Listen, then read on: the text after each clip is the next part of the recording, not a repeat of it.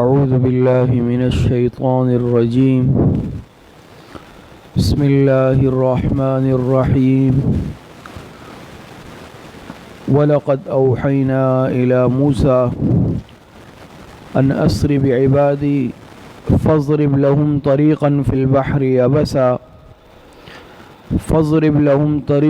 الْبَحْرِ يَبَسًا لَا تَخَافُ دَرْكًا وَلَا تَخْشَى فَأَتْبَعَهُمْ فِرْعَوْنُ بِجُنُودِهِ فَغَشِيَهُمْ مِنَ الْيَمِّ مَا غَشِيَهُمْ وَأَضَلَّ فِرْعَوْنُ قَوْمَهُ وَمَا هَدَى۔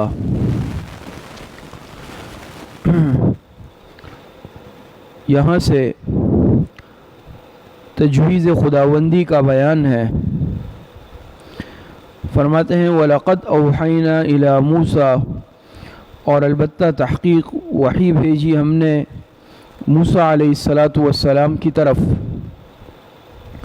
ان اسر بعبادی، کہ راتوں رات لے جاؤ میرے بندوں کو، فاضرب لہم طریقا فی البحر یبسا،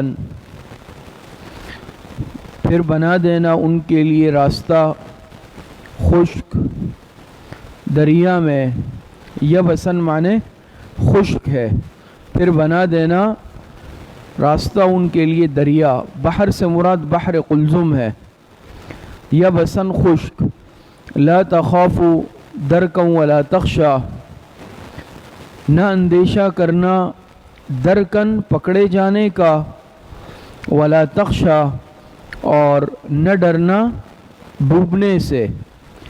درک یعنی اندیشہ نہ کرنا پکڑے جانے کا، کہ فرعونی اور اس کا لشکر تمہیں پکڑ لے گا، اس بات سے نہیں گھبرانا، ڈرنا نہیں پکڑ سکیں گے۔ ولا تخشا، اور اس سے کس چیز کا خوف مراد ہے؟ اور ڈوبنے کا خوف بھی مت کرنا، نہ پکڑے جانے کا اندیشہ کرنا تعاقب کا، ولا تخشا اور نہ ڈرنا ڈوبنے سے یعنی دریا میں۔ فَأَتْبَعَهُمْ فِرْعَوْنُ بِجُنُودِهِ فَغَشِيَهُمْ مِنَ الْيَمِّ مَا غَشِيَهُمْ، فرماتے ہیں کہ پھر پیچھا کیا ان کا فرعون نے۔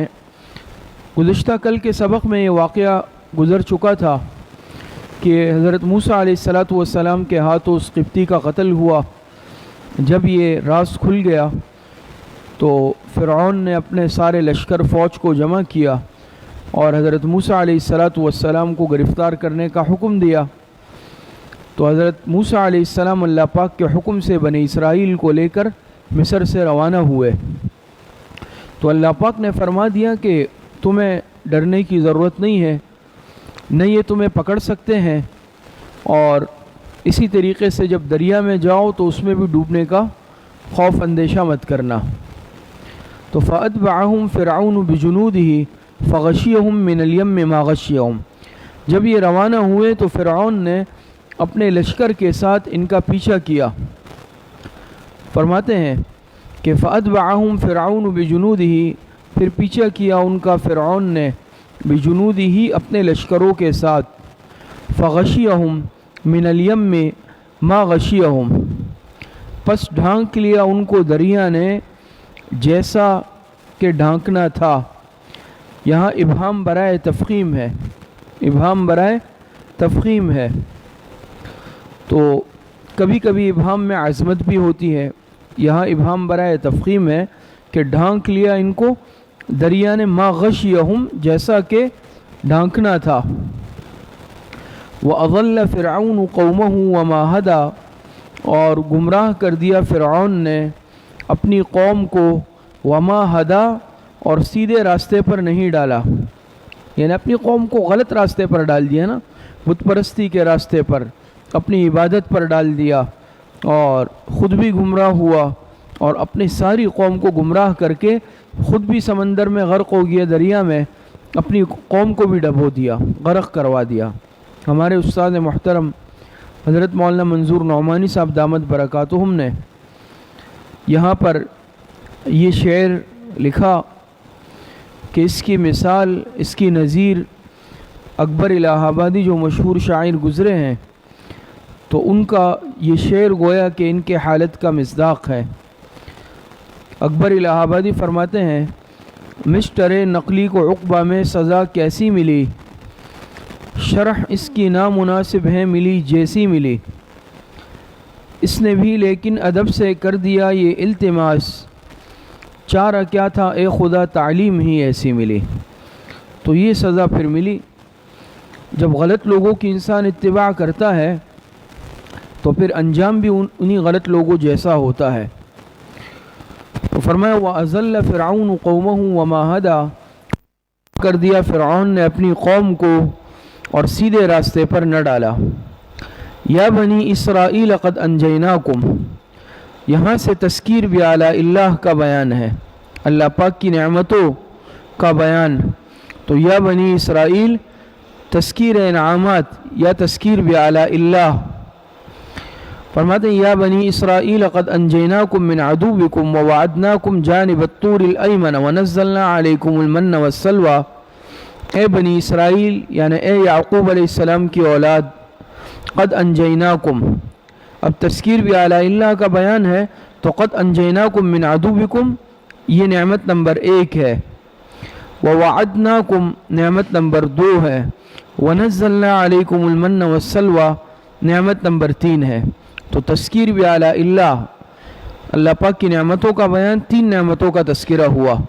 فرماتے ہیں یا بنی اسرائیل قد انجیناکم من عدوکم کہ اے یعقوب علیہ السلام کی اولاد نجات دی ہم نے تم کو تمہارے دشمن سے۔ دشمن کون تھا؟ فرعون، فرعون سے نجات دی۔ ووعدناکم نعمت نمبر 2، اور وعدہ کیا ہم نے تم سے جانب الطور الایمن، کوہ طور کی دائیں جانب آنے کا، کوہ طور کی دائیں جانب یعنی موسیٰ علیہ السلام کو تورات دینے کے لیے نا اللہ پاک نے بلایا تھا، ہم کلامی کا شرف عطا فرمایا، تو یہ دوسری نعمت ہے۔ اور ہم نے وعدہ کیا ہم نے تم سے کوہ طور کی دائیں جانب آنے کا۔ وَنَزَّلْنَا عَلَيْكُمُ الْمَنَّ وَالسَّلْوَى نعمت نمبر 3، اور اتارا ہم نے تم پر من اور سلوہ۔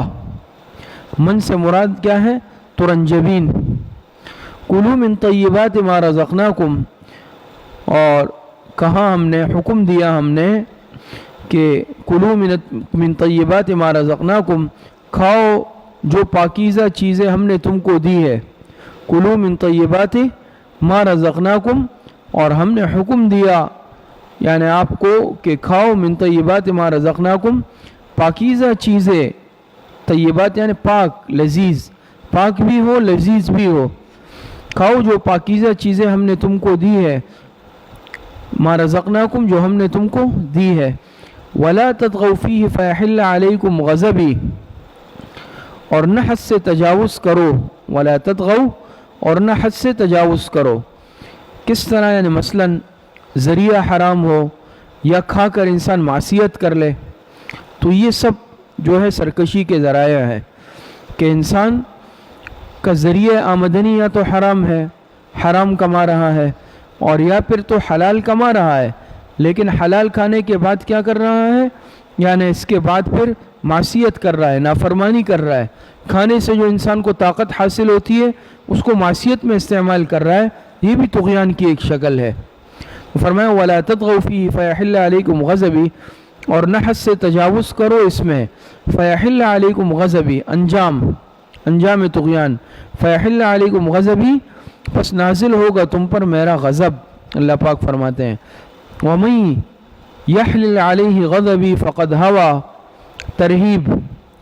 ترہیب کا بیان سے ترہیب ہے، فرماتے ہیں وَمَن يَحْلِلْ عَلَيْهِ غَضَبِي فَقَدْ هَوَى، اور جس شخص پر نازل ہوا میرا غضب، فقد ہوا تو یقیناً وہ تباہ ہو گیا، جس شخص پر میرا غضب نازل ہوا تو یقیناً وہ تباہ ہو گیا۔ وَإِنِّي لَغَفَّارٌ لِمَن تَابَ وَآمَنَ وَعَمِلَ صَالِحًا ثُمَّ اهْتَدَى، ترغیب، وَمَن يَحْلِلْ سے ترہیب تھی اور وَإِنِّي لَغَفَّارٌ سے ترغیب ہے۔ فرماتے ہیں وَإِنِّي لَغَفَّارٌ لِمَن تَابَ وَآمَنَ وَعَمِلَ صَالِحًا ثُمَّ اهْتَدَى، اللہ پاک فرماتے ہیں اور بے شک البتہ میں بڑا بخشنے والا ہوں، لمن تابا اس شخص کے لیے جو توبہ کرے، لمن تابا ای لمن تابا من الکفر والمعصیت، جو توبہ کرے کفر سے، معصیت سے۔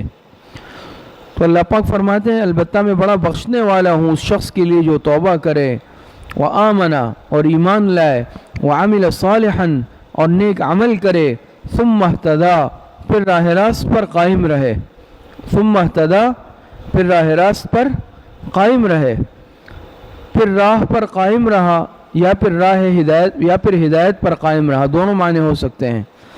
وما اعجلک عن قومک یا موسیٰ، یہاں سے مکالمہ موسیٰ علیہ السلام و باری تعالی، حضرت موسیٰ علیہ السلام اور اللہ رب العزت کا مکالمہ۔ فرماتے ہیں وما اعجلک عن قومک یا موسیٰ، اور کیا چیز جلدی لے آئی تجھ کو تیری قوم سے ہے موسیٰ۔ موسیٰ علیہ السلام پہلے گئے، قوم کے افراد اس وقت ساتھ نہیں گئے، تو اللہ پاک نے فرمایا موسیٰ علیہ السلام سے کہ تجھ کو کیا چیز جلدی لے کر آئی ہے، عن قومک اپنی قوم سے اے موسیٰ۔ قال هم اولائی علینا، وہ کیوں نہیں آئے؟ قال هم اولائی علی اثری وعجلت الیک رب لترضی، نفی علم غیب۔ فرماتے ہیں قال هم اولائی علی اثری، عرض کیا کہ وہ یہی میرے پیچھے آ رہے ہیں، ہم اولائی علی اثری، موسیٰ علیہ السلام نے عرض کیا یعنی بزعم خود کہ ہم اولائی علی اثری، کہ وہ یہی میرے پیچھے آ رہے ہیں، وعجلت الیک رب لترضی، اور جلدی آیا میں آپ کے پاس اے میرے رب تاکہ تو راضی ہو، تاکہ آپ اور زیادہ راضی ہو جائیں۔ میں آپ کے پاس جلدی آیا تاکہ آپ اور زیادہ جلدی راضی ہو جائے۔ آگے فرماتے ہیں قال فإنا قد فتنا قومک من بعدک وأضلهم السامری، فرماتے قال فإنا قد فتنا، فرمایا پس بے شک ہم نے آزمائش میں ڈال دیا ہے، فتنا یعنی آزمائش میں ڈال دیا ہے تکویناً ہم نے تکویناً آزمائش میں ڈال دیا ہے، قومکا تیری قوم کو، من بعدکا تیرے بعد یعنی تیرے آنے کے بعد، وَأَضَلَّهُمَ السَّامِرِيُّ یہ سبب ظاہری ہے، گمراہی کا سبب ظاہری کیا ہے؟ وَأَضَلَّهُمَ السَّامِرِيُّ، اور گمراہ کر دیا ہے ان کو سامری نے ان کو کیا کر دیا ہے؟ سامری نے ان کو گمراہ کر دیا ہے۔ یہ سامری جو ہے یہ منسوب ہے سامرہ قبیلے کی طرف، جو کہ بنی اسرائیل کا ایک قبیلہ تھا یا پھر شام کی کوئی بستی ہے، اس کی طرف منسوب ہے، اس کو سامری کہا جاتا ہے۔ یہ وہ جادوگر تھا، تو جانے کے بعد اس نے لوگوں کو گمراہ کیا اور ان سے سونے وغیرہ کے زیورات سارے جمع کروائے کہ زیورات سارے مجھے دو، اور اس کو آگ وغیرہ میں پگھلا کر اس سے ایک بچھڑا بنایا، بچھڑا ہوتا ہے نا گائے کا بچہ، اس سونے سے اس کو آگ میں پگھلا کر اس سے ایک بچھڑا بنایا اور اس سے ایک آواز نکلتی تھی۔ دوسری جگہ قرآن کریم میں اللہ پاک فرماتے ہیں نا جسدن جعلناہم کیا ہے لہو خوار، جو قرآن کریم میں دوسری جگہ آتا ہے نا جعلناہم جسدن فاخرجناہم عجلا جسدا لہو خوار، ایک بچھڑا بنایا اور اس سے اس طرح آواز آتی تھی جس طرح گائے کی آواز ہوتی ہے نا، گائے آواز نکالتی ہے، تو یہ اس نے اس طرح جادو کے زور سے کیا اور سب کو اس کی عبادت پہ لگا دیا اور کہا کہ یہ تمہارا معبود ہے۔ تو حضرت موسیٰ علیہ السلام کے جانے کے بعد پیچھے سامری نے ان کو اس کی عبادت پہ لگا کے ان کو شرک پہ لگا دیا، تو فرمایا کہ تمہارے بعد گمراہ کر دیا ہے سامری نے تمہاری قوم کو۔ فرجع موسیٰ الی قومہ غضبان اسفا، موسیٰ علیہ السلام لوٹ آئے اپنی قوم کے پاس۔ فرجع موسیٰ ای بعد انقضاء میعاد، مدت پوری ہونے کے بعد، جتنی مدت کے لیے وہ تشریف لے گئے تھے اس مدت کے پورا ہونے کے بعد، فرجع موسیٰ ای بعد انقضاء میعاد، مدت پورا ہونے کے بعد موسیٰ علیہ السلام اپنی قوم کے پاس واپس لوٹ آئے، غضبان اسفا، غضبناک، اسفا غمناک، غضبانہ غضبناک اور اسفاً غمناک ہو کر، غصے میں بھی تھے غمزدہ بھی تھے، غصے میں بھی تھے، غمزدہ بھی تھے. ظاہری بات ہے ان کے جانے کے بعد قوم نے توحید کو چھوڑ کر شرک میں قوم مبتلا ہو گئی، تو اس پر ان کو غصہ بھی آیا اور مغموم بھی ہوئے، غم بھی ہوا ان کو.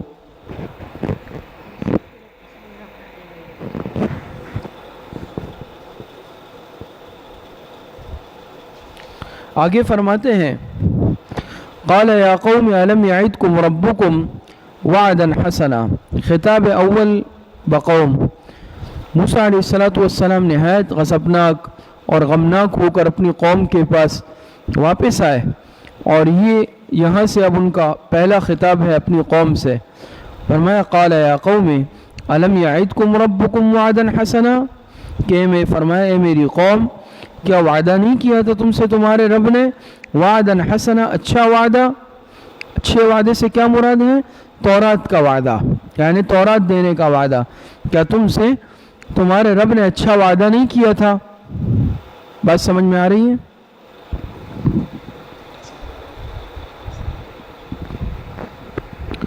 آگے فرماتے ہیں افطال علیکم العہد.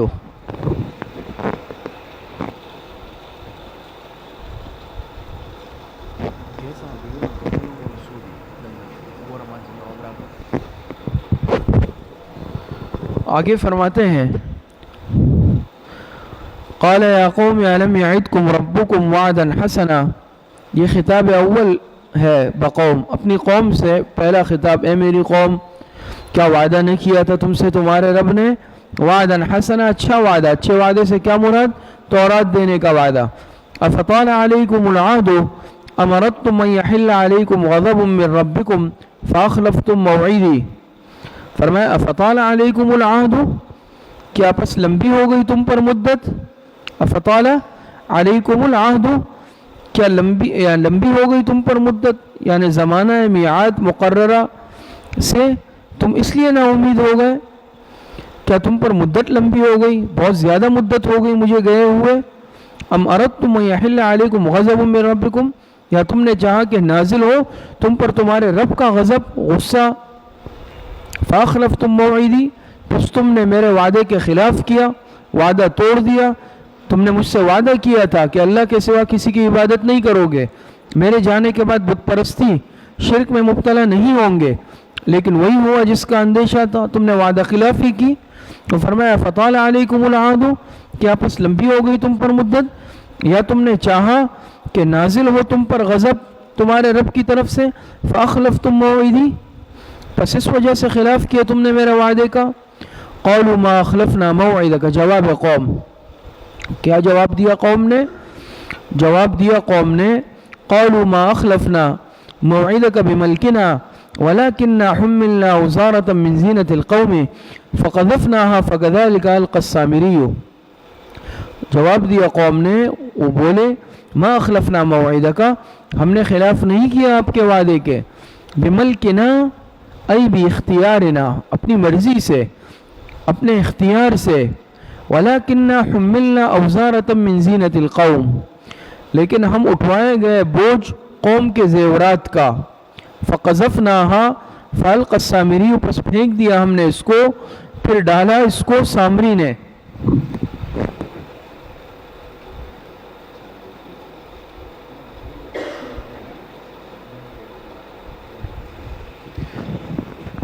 فَقَذَفْنَاهَا قَوْلُوا مَا أَخْلَفْنَا مَوْعِدَكَ بِمَلْكِنَا. قوم نے جواب دیا کہ ہم نے خلاف نہیں کیا آپ کے وعدے کا اپنے بملکنا، اپنی مرضی سے، اپنے اختیار سے، لیکن وَلَكِنَّا حُمِّلْنَا أَوْزَارَةً مِّن زِينَةِ الْقَوْمِ، لیکن ہم اٹھوائے گئے، ہم سے اٹھوایا گیا اوزارم، بوجھ، وزر، بوجھ من زینت القوم. زینت القوم سے مراد کیا ہے؟ زیور، زیور مراد ہے، زیورات، قوم کے زیورات کا، زیورات ہم سے لیے. فقذفناها، پھر پھینک دیا ہم نے اس کو، یعنی فقذفناها فی النار بحکم السامری. فقذفناها ای فقذفنا، ضمیر لوٹ رہی ہے کس کی طرف؟ زیورات کی طرف. ای فقذفنا زینت القوم فی النار بحکم السامری. پس ہم نے پھر لیا، زیورات جمع کیے اپنے سارے، اور اس کو سامری کے کہنے پر، اس کے حکم سے آگ میں ڈال دیا، پھینک دیا۔ فَكَذَلِكَ أَلْقَى السَّامِرِيُّ، اور پھر اس کو اسی طرح ڈھالا سامری نے، بس سامری نے اس سے لے کر کیا کر دیا، اس کو ڈھال دیا، یعنی اس کو ایک بچھڑے کی شکل دے دی۔ فَأَخْرَجَ لَهُمْ عِجْلًا جَسَدًا لَهُ خُوَارٌ فَقَالُوا هَذَا إِلَٰهُكُمْ وَإِلَٰهُ مُوسَىٰ فَنَسِيَهُ، ادخال الہی ہے یہاں سے۔ پس نکالا ان کے لیے ایک بچھڑا، یہاں سے فرماتے ہیں اللہ پاک کہ فَأَخْرَجَ لَهُمْ عِجْلًا، یعنی اس زیورات کو جب آگ میں تپایا، پگھلایا، تو اس سے کیا بنا دیا، عجل، ایک بچھڑا بنا دیا۔ جسدن، یعنی وہ ایک دھڑ تھا، بس خالی ایک دھڑ تھا، جسدن بطور بدل کے ہے، وہ ایک خالی دھڑ تھا، خالی اس کمالات۔ لہو خوارن، جس کے لیے گائے کی آواز تھی، خوار سے مراد بچھڑے کی آواز، گائے کا بچھڑا جیسے آواز نکالتا ہے، خوار سے وہ آواز مراد ہے، تو وہ آواز نکالتا تھا اپنے منہ سے۔ فَقَالُوا هَذَا إِلَٰهُكُمْ وَإِلَٰهُ مُوسَىٰ فَنَسِيَهُ۔ سامریوں کا وظیفہ، یہ سامریوں کا وظیفہ یہاں سے۔ فَقَالُوا، سو وہ کہنے لگے، هَذَا إِلَٰهُكُمْ وَإِلَٰهُ مُوسَىٰ، کہ بھئی یہی تمہارا معبود ہے اور یہی موسیٰ کا بھی معبود ہے، یہ جو گائے کا بچھڑا ہے یہ تمہارا بھی معبود ہے، وَإِلَٰهُ مُوسَىٰ، اور یہی جو ہے موسیٰ کا بھی معبود ہے۔ فنسیا، سو وہ بھول گیا، فنسیا، سو وہ بھول گیا، یعنی بھول گیا میرے پاس چلے آنے سے۔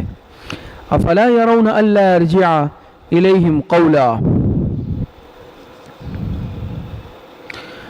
آگے فرماتے ہیں یہ آیت توحید نمبر 4 ہے، آیت توحید نمبر 4، اور تحمیق سامری، تحمیق سامری، تحمیق سے مراد ہے حماقت، اور تحمیق نمبر 1 ہے، تحمیق نمبر 1، اور یہاں سے آیت توحید نمبر 4 فرماتے افلا یرون الا یرجع الیہم قولا، کیا پس نہیں دیکھتے یہ کہ نہیں جواب دیتا وہ ان کو کسی بات کا، اتنا بھی نہیں سمجھتے کہ یہ کیسے معبود ہو سکتا ہے کہ نہ کوئی پکار سن رہا ہے نہ کسی بات کا جواب دے رہا ہے، تو یہ پہلی تحمیق ہے۔ افلا یرون الا یرجع الیہم قولا، کیا پس یہ نہیں دیکھتے کہ یہ جواب نہیں دیتا ان کو کچھ۔ ولا یملک لہم ضرا ولا نفعا، ولا یملک لہم ضرا ولا نفعا، اور نہ وہ کچھ اختیار رکھتا ہے ان کے نفع کا اور نہ نقصان کا۔ لہم ضرا یعنی ضرر ہٹانے کا، نفع پہنچانے کا۔ ولا یملک لہم ضرا، اور نہیں وہ کچھ اختیار رکھتا، ملکیت رکھتا، ضرا ان سے کچھ نقصان ہٹانے کا، ولا نفعا اور نہ نفع دینے کا، تو ضرا ہٹانے کا، نفعا دینے کا۔ وَلَقَدْ قَالَ لَهُمْ هَارُونُ، سامریوں کی تحمیق نمبر 2، تحمیق نمبر 2 فرماتے ہیں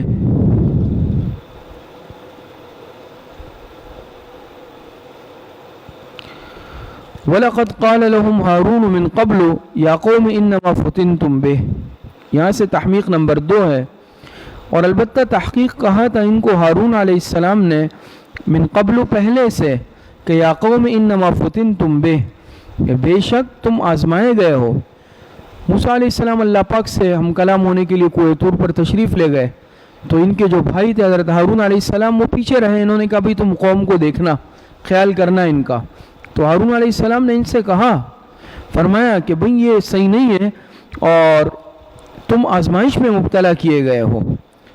انما فتنتم بہ ای بالعجل، اس بچھڑے کے ذریعے سے تم آزمائش میں مبتلا کیے گئے ہو۔ ہارون علیہ السلام نے کہہ دیا تھا، پہلے سے ان کو متنبع کر دیا تھا، وَإِنَّ رَبُّكُمُ الرَّحْمَنُ فَاتَّبِعُونِي وَأَطِيعُوا أَمْرِي، اور یقیناً تمہارا رب کون ہے، وہ رحمان ہے۔ فَاتَّبِعُونِي، سو تم میری پیروی کرو، وَأَطِيعُوا أَمْرِي، اور میرا کہنا مانو۔ دیکھو ایسا مت کرو، اس کی باتوں میں مت آؤ، شرک میں مبتلا مت ہو۔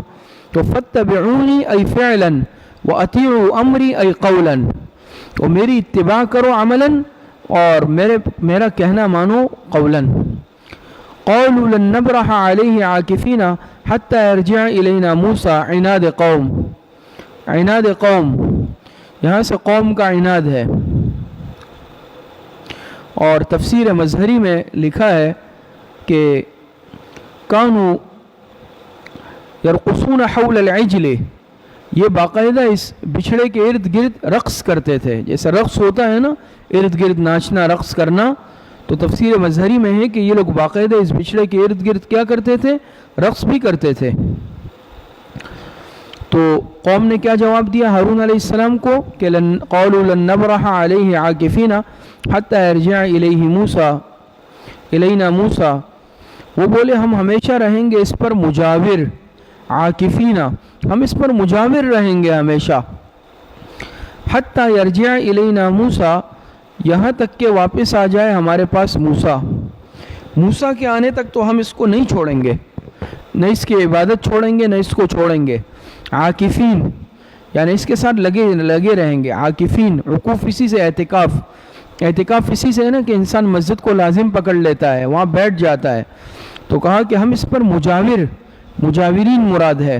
مجاور بھی کہتے ہیں نا، جو قبروں پر بعض دیکھا ہوگا، مزارات پر قبروں پر بعض ایسے ہوتے ہیں کہ وہ ہر وقت 24 گھنٹے وہیں بیٹھے رہتے ہیں، دن رات وہ ان سے الگ نہیں ہوتے، ان کو مجاورین کہا جاتا ہے۔ تو کہا لن نبرح علیہ عاکفین، ہم ہمیشہ اس پر مجاور رہیں گے، اس کے ساتھ رہیں گے، حتی یرجع الینا موسیٰ، یہاں تک کہ موسیٰ ہمارے پاس واپس لوٹ آئے، موسیٰ علیہ السلام۔ قول یا ہارون ما منعک اذ رأیتہم ضلوا، خطاب دوم با ہارون، پہلا خطاب قال یا قوم الم یعدکم ربکم وعدا حسنا، پیچھے ہے نا، موسیٰ علیہ السلام جب آئے تو پہلا خطاب اپنی قوم سے کیا کہ تم نے کیا کیا بھائی، کیوں ایسا کیا؟ پھر دوسرا خطاب کس سے کیا؟ اپنے بھائی حضرت ہارون علیہ السلام سے کیا۔ تو یہ خطاب دوم ہے حضرت موسیٰ علیہ السلام کا، کس کو؟ ہارون علیہ السلام کو۔ قال یا ہارون ما منعک اذ رأیتہم ضلوا، کہا موسیٰ علیہ السلام نے ہارون ما منعک اذ رأیتہم ضلوا، کس چیز نے روکا تجھ کو جب تو نے دیکھا ان کو کہ یہ گمراہ ہو گئے ہیں؟ جب دیکھا تو منع کیوں نہیں کیا؟ کس چیز نے تجھے روکا جب تو دیکھ رہا تھا کہ یہ بالکل گمراہ ہو گئے ہیں؟ اللہ تتبعنی افعصیت امری، اللہ تتبعنی، جب دیکھا تو نے کہ ان کو یہ بالکل گمراہ ہو گئے ہیں، اللہ تتبعنی، کس سے؟ اس بات سے کہ تو میرے پیچھے آ جاتا، افعصیت امری، کیا بس نہ مانا تو نے میرا حکم، یعنی اے ہارون میرے پیچھے آ جاتا، مجھے بتاتا، تو تم نے میری بات نہیں مانی، ان کو منع نہیں کیا۔ قال یا ابن ام لا تأخذ بلحیتی ولا برأسی، فرماتے ہیں قال، جواب ہارون علیہ السلام، جواب ہارون علیہ السلام، ہارون علیہ السلام نے جواب دی۔ اس سے معلوم ہوتا ہے کہ غصے میں آ کر حضرت موسیٰ علیہ السلام نے حضرت ہارون علیہ السلام کو داڑھی سے پکڑ لیا ہوگا، اور اس سے داڑھی کا وجوب بھی ثابت ہوتا ہے یہاں سے کہ داڑھی کم از کم ایک مشت رکھنا یہ واجب ہے۔ دیکھیں ایک مشت سے اگر کم ہو تو اس کو ہاتھ میں انسان پکڑ سکتا ہے؟ نہیں پکڑ سکتا۔ یہ اس بات کی دلیل ہے کہ انبیاء علیہ السلام کی داڑیاں تھیں اور ایک مشت سے زیادہ تھی، جبھی تو ہاتھ کی پکڑ میں آئی نا، تو یہاں سے داڑھی کا وجوب بھی ثابت ہوتا ہے۔ وہ فرمایا کہ یا ابن ام لا تأخذ بلحیتی ولا برأسی، جواب ہارون علیہ السلام نے جواب دیا کہ یا ابن ام، اے میری ماں جائے، یا ابن ام، اے میری ماں جائے، یعنی اے میرے بھائی، لا تأخذ بلحیتی ولا برأسی، نہ پکڑ تو میری داڑھی کو اور میرے سر کے بالوں کو، انی خشیت ان تقول فرقت بین بنی اسرائیل ولم ترقب قولی، بے شک، یعنی انی خشیت، میں ڈرا، کس صورت میں؟ یعنی آپ کے پاس آنے کی صورت میں، آپ کے پاس، یعنی میں آپ کے پاس چلے آنے کی صورت میں اس بات سے ڈرا کہ ان تقول فرقت بین بنی اسرائیل، کہ تو کہے گا کہ پھوٹ ڈال دی تو نے بنی اسرائیل میں، ولم ترقب قولی، اور نہ پاس کیا تو نے میری بات کا۔ یعنی حضرت موسیٰ علیہ السلام نے ان سے کہا نا کہ بھئی میرے اللہ تتبعنی، کہ بھئی میرے پاس آنے سے کس چیز نے روکا؟ میرے پاس آتا، مجھے اطلاع دیتا۔ تو انہوں نے کہا کہ آپ کے پاس آنے کی صورت میں مجھے یہ ڈر تھا، مجھے یہ خوف تھا کہ بے شک میں اس سے ڈرا کہ ان تقول تو کہے گا فرقت بین بنی اسرائیل کہ پھوٹ ڈال دی تو نے بنی اسرائیل میں، ولم ترقب قولی اور پاس نہیں کیا تو نے میری بات کا. کیا مطلب ہے قولی؟ یعنی دوسری جگہ پر ہے نا اصلح ولا تتبع سبیل المفسدین. تو بھئی میں تو اصلاح کے لیے پیچھے ٹہرا تھا، پھر تو کہتا کہ بھئی بجائے اصلاح کے تم میرے پاس آ گئے. قال فما خطبک یا سامری، فرمایا موسیٰ علیہ السلام نے، یہ خطاب سوم ہے بسامری. تیسرا خطاب موسیٰ علیہ السلام نے کیا سامری سے. پہلا خطاب تھا قال یا قوم الم یعدکم، خطاب اول قوم سے. دوسرا خطاب قال یا ہارون علیہ السلام سے. اور قال فما خطبک یا سامری، تیسرا خطاب کیا موسیٰ علیہ السلام نے اس سامری سے. قال فما خطبک یا سامری، فرمایا موسیٰ علیہ السلام نے پس تیرا کیا معاملہ ہے سامری، کیوں ایسا کیا، کیا معاملہ ہے تمہارا. قال بصرت بما لم يبصروا به فقبضت قبضة من اثر الرسول. جواب سامری فرمایا قال بصرت بما لم يبصروا به، تو جواب دیا اس نے کہ میں نے دیکھی ہے وہ چیز، بما لم يبصروا به جو اوروں نے نہیں دیکھی. میں وہ چیز دیکھتا ہوں، میں نے وہ چیز دیکھی ہے جو اوروں نے نہیں دیکھی. فقبضت قبضة من اثر الرسول، پس بھر لی میں نے ایک مٹھی فرشتے کے نقش قدم سے. جبرائیل علیہ السلام کے پیر یا جبرائیل علیہ السلام کے گھوڑے کا جو پیر ہے، سم ہے، اس کے نیچے سے اس نے مٹی اٹھا لی تھی اور سونے کے بچھڑے میں ڈال دی تھی، جسے تفسیر عثمانی وغیرہ، روح المعانی وغیرہ میں بھی اس کی تفصیلات ہیں. تو اس نے وہ مٹی اٹھا لی تھی اور اس کو اس بچھڑے میں ڈال دیا تھا، اس کی وجہ سے اس میں آواز آتی تھی. تو سامری نے جواب دیا، جواب سامری بصرت بما لم يبصروا به، میں نے دیکھی ہے وہ چیز جو اوروں نے نہیں دیکھی. فقبضت قبضة من اثر الرسول، پس بھر لی میں نے ایک مٹھی فرشتے کے نقش قدم سے. فنبذتها من اثر الرسول یا ای من اثر فرس الرسول، رسول سے یہاں مراد فرشتہ ہے حضرت جبرائیل علیہ السلام. تو یا جبرائیل علیہ السلام کے نقش قدم کی یا ان کے گھوڑے کے قدم کی. فنبذتها، پھر میں نے کیا کیا، فنبذتها ای فی قالبہ، پس ڈال دی میں نے وہ مٹھی، میں نے وہ مٹی کیا کر دی، ڈال دی، یعنی اس بچھڑے میں.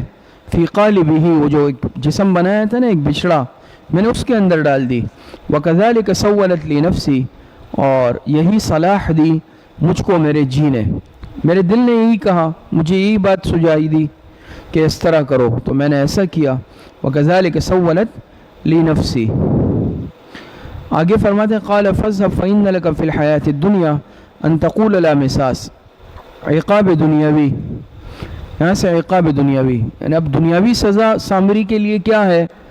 فرمایا قال فاذهب فإن لك في الحیاة الدنیا ان تقول لا مساس، فرمایا چل اب دور ہو، بے شک تیرے لیے اس دنیا کی زندگی میں یہ سزا ہے، ان تقول لا مساس، کہ تو کہتا پھرے گا کہ مجھے مت چھیڑو، مجھے ہاتھ مت لگاؤ، مجھے مت چھونا. یہ عقاب دنیاوی ہے، یعنی تمہیں اللہ پاک دنیا میں اب یہ سزا دیں گے کہ تم ہر ایک کو کہو گے. یعنی سامری مفسرین نے لکھا ہے کہ یہ بالکل پاگل ہو گیا تھا، جیسے انسان دیوانہ پاگل ہو جاتا ہے، جو بھی قریب جاتا تو یہ اس سے کہتا کہ بھئی مجھے مت چھیڑو، مجھے ہاتھ مت لگاؤ. جیسے عام طور پر بھی کوئی آدمی دنیاوی اعتبار سے دیکھا ہوگا پاگل ہو جاتا ہے، دیوانہ، وہ اپنے قریب کسی کو عام طور پر نہیں آنے دیتا، زیادہ تر یہی مزاج اس کا بن جاتا ہے. تو یہ بالکل ایک پاگل ہو گیا، وحشت زدہ آدمی بن گیا، اور جو قریب جاتا اس کو دور بھگاتا اور کہتا بھئی مجھے میرے قریب کوئی نہ آئے، مجھے ہاتھ نہ لگائے. یہ اس کے لیے اللہ پاک کی طرف سے کیا تھی، دنیاوی سزا تھی، عقاب دنیاوی ہے نا. تو موسیٰ علیہ السلام نے بددعا دی کہ جاؤ بس اب دنیا کی زندگی میں تو تمہارے لیے کیا سزا ہے کہ تو ہر ایک کو کہتا پھرے گا لا مساسا، مجھے ہاتھ مت لگانا، میرے قریب مت آنا. وَإِنَّ لَكَ مَوْعِدًا لَن تُخْلَفَ، عقاب اخروی سزا. اخروی سزا کیا ہے کہ وَإِنَّ لَكَ مَوْعِدًا لَن تُخْلَفَ، اور بے شک تیرے لیے ایک اور وعدہ ہے جو تجھ سے نہیں ٹل سکے گا، وہ ضرور ہوگا، یعنی آخرت میں اللہ پاک عذاب دیں گے، تو آخرت میں بھی سزا ہے، دنیا میں سزا ملی۔ وَانظُرْ إِلَىٰ إِلَٰهِكَ الَّذِي ظَلْتَ عَلَيْهِ عَاكِفًا، اور دیکھ تو اپنے معبود کو جس کی پوجا پر تو جمع بیٹھا تھا، اور دیکھ، سامری سے کہا وَانظُرْ إِلَىٰ إِلَٰهِكَ، دیکھ لے اپنے اس بنائے ہوئے ہاتھ کے بنائے ہوئے معبود کو، بچھڑے کو، الَّذِي ظَلْتَ عَلَيْهِ عَاكِفًا، کہ جس کی پوجا پر تو جمع بیٹھا تھا، پوجا کر رہا تھا، بنایا اپنے ہاتھ سے، اور اپنے ہاتھ سے بنانے کے بعد پھر کیا کر رہا ہے، اس پر مجاور بن گیا، اسی کی عبادت تو کرنے لگا، تو خود بنایا اور پھر خود اس کی عبادت کر رہا ہے۔ لَنُحَرِّقَنَّهُ، اب کیا انجام کریں گے ہم اس کا، لَنُحَرِّقَنَّهُ ثُمَّ لَنَنْسِفَنَّهُ فِي الْيَمِّ نَسْفًا، یقیناً ہم اس کو جلا دیں گے، ثُمَّ لَنَنْسِفَنَّهُ، پھر اس کو اڑا دیں گے، فِي الْيَمِّ یعنی جلا کر اس کی جو راکھ ہے نا وہ بھی اڑا دیں گے، فِي الْيَمِّ نَسْفًا، دریا میں اس کو نصفاً اڑا دینا۔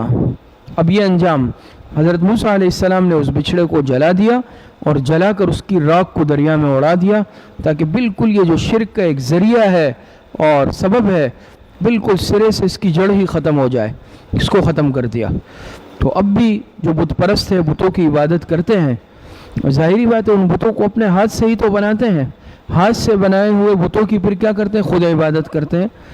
اور ایسا بھی ہے باقاعدہ ویڈیوز میں اور اس میں دکھایا گیا کہ جب بہت عرصہ ہو جاتا ہے اس کو ایک ٹرک میں ڈال کے کسی گندے نالے میں جا کے پھینک دیتے ہیں۔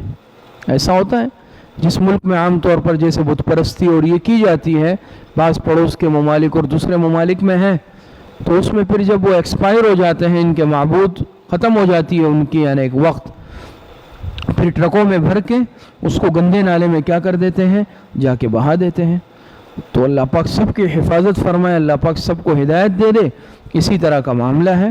اور یہی بنائے جاتے ہیں۔ ہمارے حضرت استاد صاحب مولانا منظور نعمانی صاحب دامت برکاتہم فرماتے ہیں کہ ہم ہندوستان گئے ایک مرتبہ سفر پر، تو دہلی کی جو جامع مسجد تھی اس کے نیچے بازار ہے، تو اس بازار میں ایک دکان میں بت فروخت ہو رہے تھے، تو میں نے اس استاد صاحب فرماتے ہیں کہ میں نے اس سے کہا، اس دکاندار کو مخاطب کر کے کہا کہ او خدا فروش، خدا فروش ہے نا، خدا بیچ رہا ہے۔ تو ہمارا جیسے سفر ہوا کچھ وقت قبل دہلی کا، تو خود ہم نے دیکھا دکانیں اور بڑی بڑی دکانیں، اس میں بت پلاسٹر آف پیرس کے بن رہے ہیں، مختلف جو ہے کہ اس کے ذریعے سے جو ہے یہ بت بنائے جاتے ہیں، پھر لوگ وہاں سے جا کے خریدتے ہیں اپنے لیے۔ تو پلاسٹر آف پیرس ہو گئی اور مختلف یہ جو چیزیں ہیں نا، دھاتیں پیتل سے بنتے ہیں، لکڑی سے بنتے ہیں، پتھروں سے بنتے ہیں، ماربل سے بناتے ہیں، اور دکانوں میں بن رہے تھے، وہاں دکانیں ہیں باقاعدہ اس کی، اور پھر اس کو بیچتے ہیں۔ تو فرماتے ہیں انما الہکم اللہ الذی لا الہ الا ھو، آیت توحید نمبر 5۔ کتنی بڑی نعمت ہے ایمان کی دولت، انسان کو اندازہ ہو جاتا ہے کہ انما الہکم اللہ الذی لا الہ الا ھو، فرمایا بس تمہارا معبود تو صرف اللہ ہے، لا الہ الا ھو، نہیں معبود اس کے سوا کوئی معبود نہیں ہے۔ وسع کل شیء علما، اور گھیر لیا ہے اس نے ہر چیز کو اپنے علم سے، احاطہ کر لیا ہے اس نے ہر چیز کا اپنے علم سے۔ کوئی چیز اللہ پاک کے احاطہ قدرت سے باہر نہیں ہے، کوئی چیز اللہ پاک کے علم سے باہر نہیں ہے۔ بت کی یاد تک بات ہے، وہ تو اپنے ناک پر بیٹھی ہوئی مکھی بھی نہیں اڑا سکتا۔ ابراہیم علیہ السلام نے جا کے وہ بتوں کو توڑ دیا تھا نا، جب وہ آئے کہا کہ کس نے کیا ہے ابراہیم سے، کہا کہ تمہارا ہی کام لگتا ہے، ابراہیم علیہ السلام سے کہا۔ تو ابراہیم علیہ السلام نے کیا کہا، ابراہیم علیہ السلام نے سارے بت توڑ دیے، اور ایک جو بڑا بت تھا نا ان میں بڑا ان کا جا کے کھلاڑی اس کے گلے میں ڈال دی تھی نا، اور ابراہیم علیہ السلام نے کیا کہا، بل فعلہ کبیرہم ھذا فاسألوہم ان کانوا ینطقون، یہ تو اس بڑے کا کام ہے بھائی، اس سے جا کے پوچھو نا، جس کے گلے میں کھلاڑی ہے، جس کے گلے میں کیا ہے، جس کے گلے میں کھلاڑی ہے، بل فعلہ کبیرہم ھذا۔ تو ابراہیم علیہ السلام نے جھوٹ تو نہیں بولا نا، کیا مطلب لیا، بل فعلہ کبیرہم، یہ ایک بڑی ذات کا کام ہے، اللہ پاک کی ذات نے کیا ہے۔ وہ سمجھے شاید کبیر ہمارے اس بت کو کہہ رہے ہیں کہ جا کے اس بت نے کیا ہے، وہ تو یہ سمجھے، کہا کہ بل فعلہ کبیرہم ھذا، بھئی اس نے کیا ہے، فاسألوہم ان کانوا ینطقون، اس سے پوچھ لو اگر یہ بات کرتا ہے. وہ بیچارے اور پھنس گئے.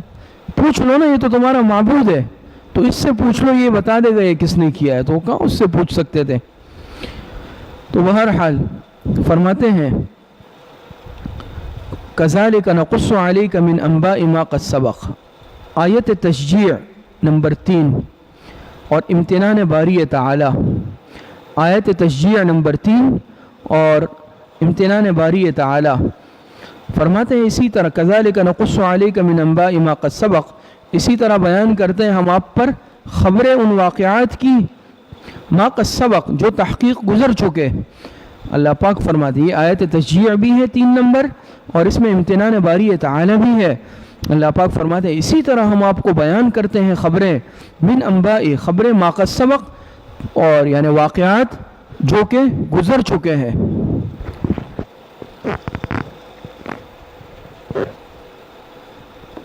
آگے فرماتے ہیں وَقَدْ آتَيْنَاكَ مِن لَدُنَّا ذِكْرًا, اور بے شک دیا ہے ہم نے آپ کو اپنے پاس سے ذکراً نصیحت نامہ.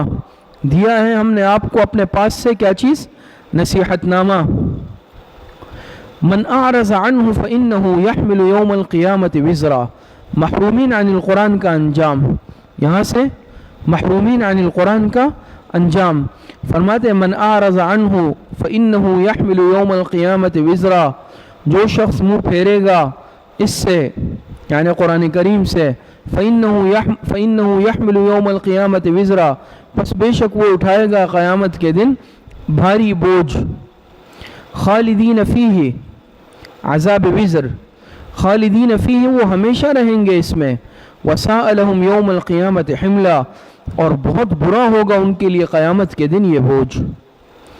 یوم ینفخ فی الصور, کیفیت حشر مجرمین, کیفیت حشر مجرمین.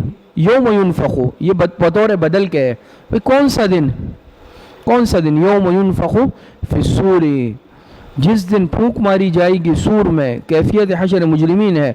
وَنُحْشَرُ الْمُجْرِمِينَ يَوْمَئِذٍ زُرْقًا, اور جمع کریں گے ہم مجرموں کو اس دن زرقاً, نیلی آنکھوں والے. کس طرح؟ نیلی آنکھوں والے, یعنی ان کی جو آنکھیں ہوگی اور بدترین جو الوان چشم ہے, رنگ ہے, وہ نیلی آنکھیں ہیں, نیلی آنکھیں. اور تفسیر مظہری کے حوالے سے لکھوایا, حضرت استاد صاحب نے فرمایا کہ لِأَنَّ الرُّومَ كَانُوا أَعْدَاءُ الْعَرَبِ وَهُمْ زُرْقًا, تو یہ نیلی آنکھیں جو ہیں, جہنمیوں کی آنکھوں کا رنگ کیا ہوگا؟ یہ نیلا ہوگا. اور ظاہری اعتبار سے بھی یہ رنگ یہ اچھا نہیں لگتا, بدصورت لگتا ہے. يَتَخَافَتُونَ بَيْنَهُمْ إِن لَبِثْتُمْ إِلَّا عَشْرًا, وہ چپ کے کہتے ہوں گے آپس میں کہ إِن لَبِثْتُمْ إِلَّا عَشْرًا, کہ نہیں رہے ہوں گے تم مگر 10 دن, تم نہیں رہے ہوں گے, یعنی ان کو یہ مدت بڑی کم معلوم ہوگی آخرت میں. تو إِن لَبِثْتُمْ ای فی الدنیا او فی القبور, کس میں کیا مراد ہے؟ یا تو دنیا میں یا پھر قبر میں. آخرت میں ایک دوسرے کو کیا کہیں گے؟ کتنا وقت دنیا میں گزارا؟ میرے خیال میں بھی 10 دن گزارے ہیں. یا بھئی قبر میں کتنا عرصہ رہے برزخی زندگی؟ کہیں گے 10 دن رہے میرے خیال میں.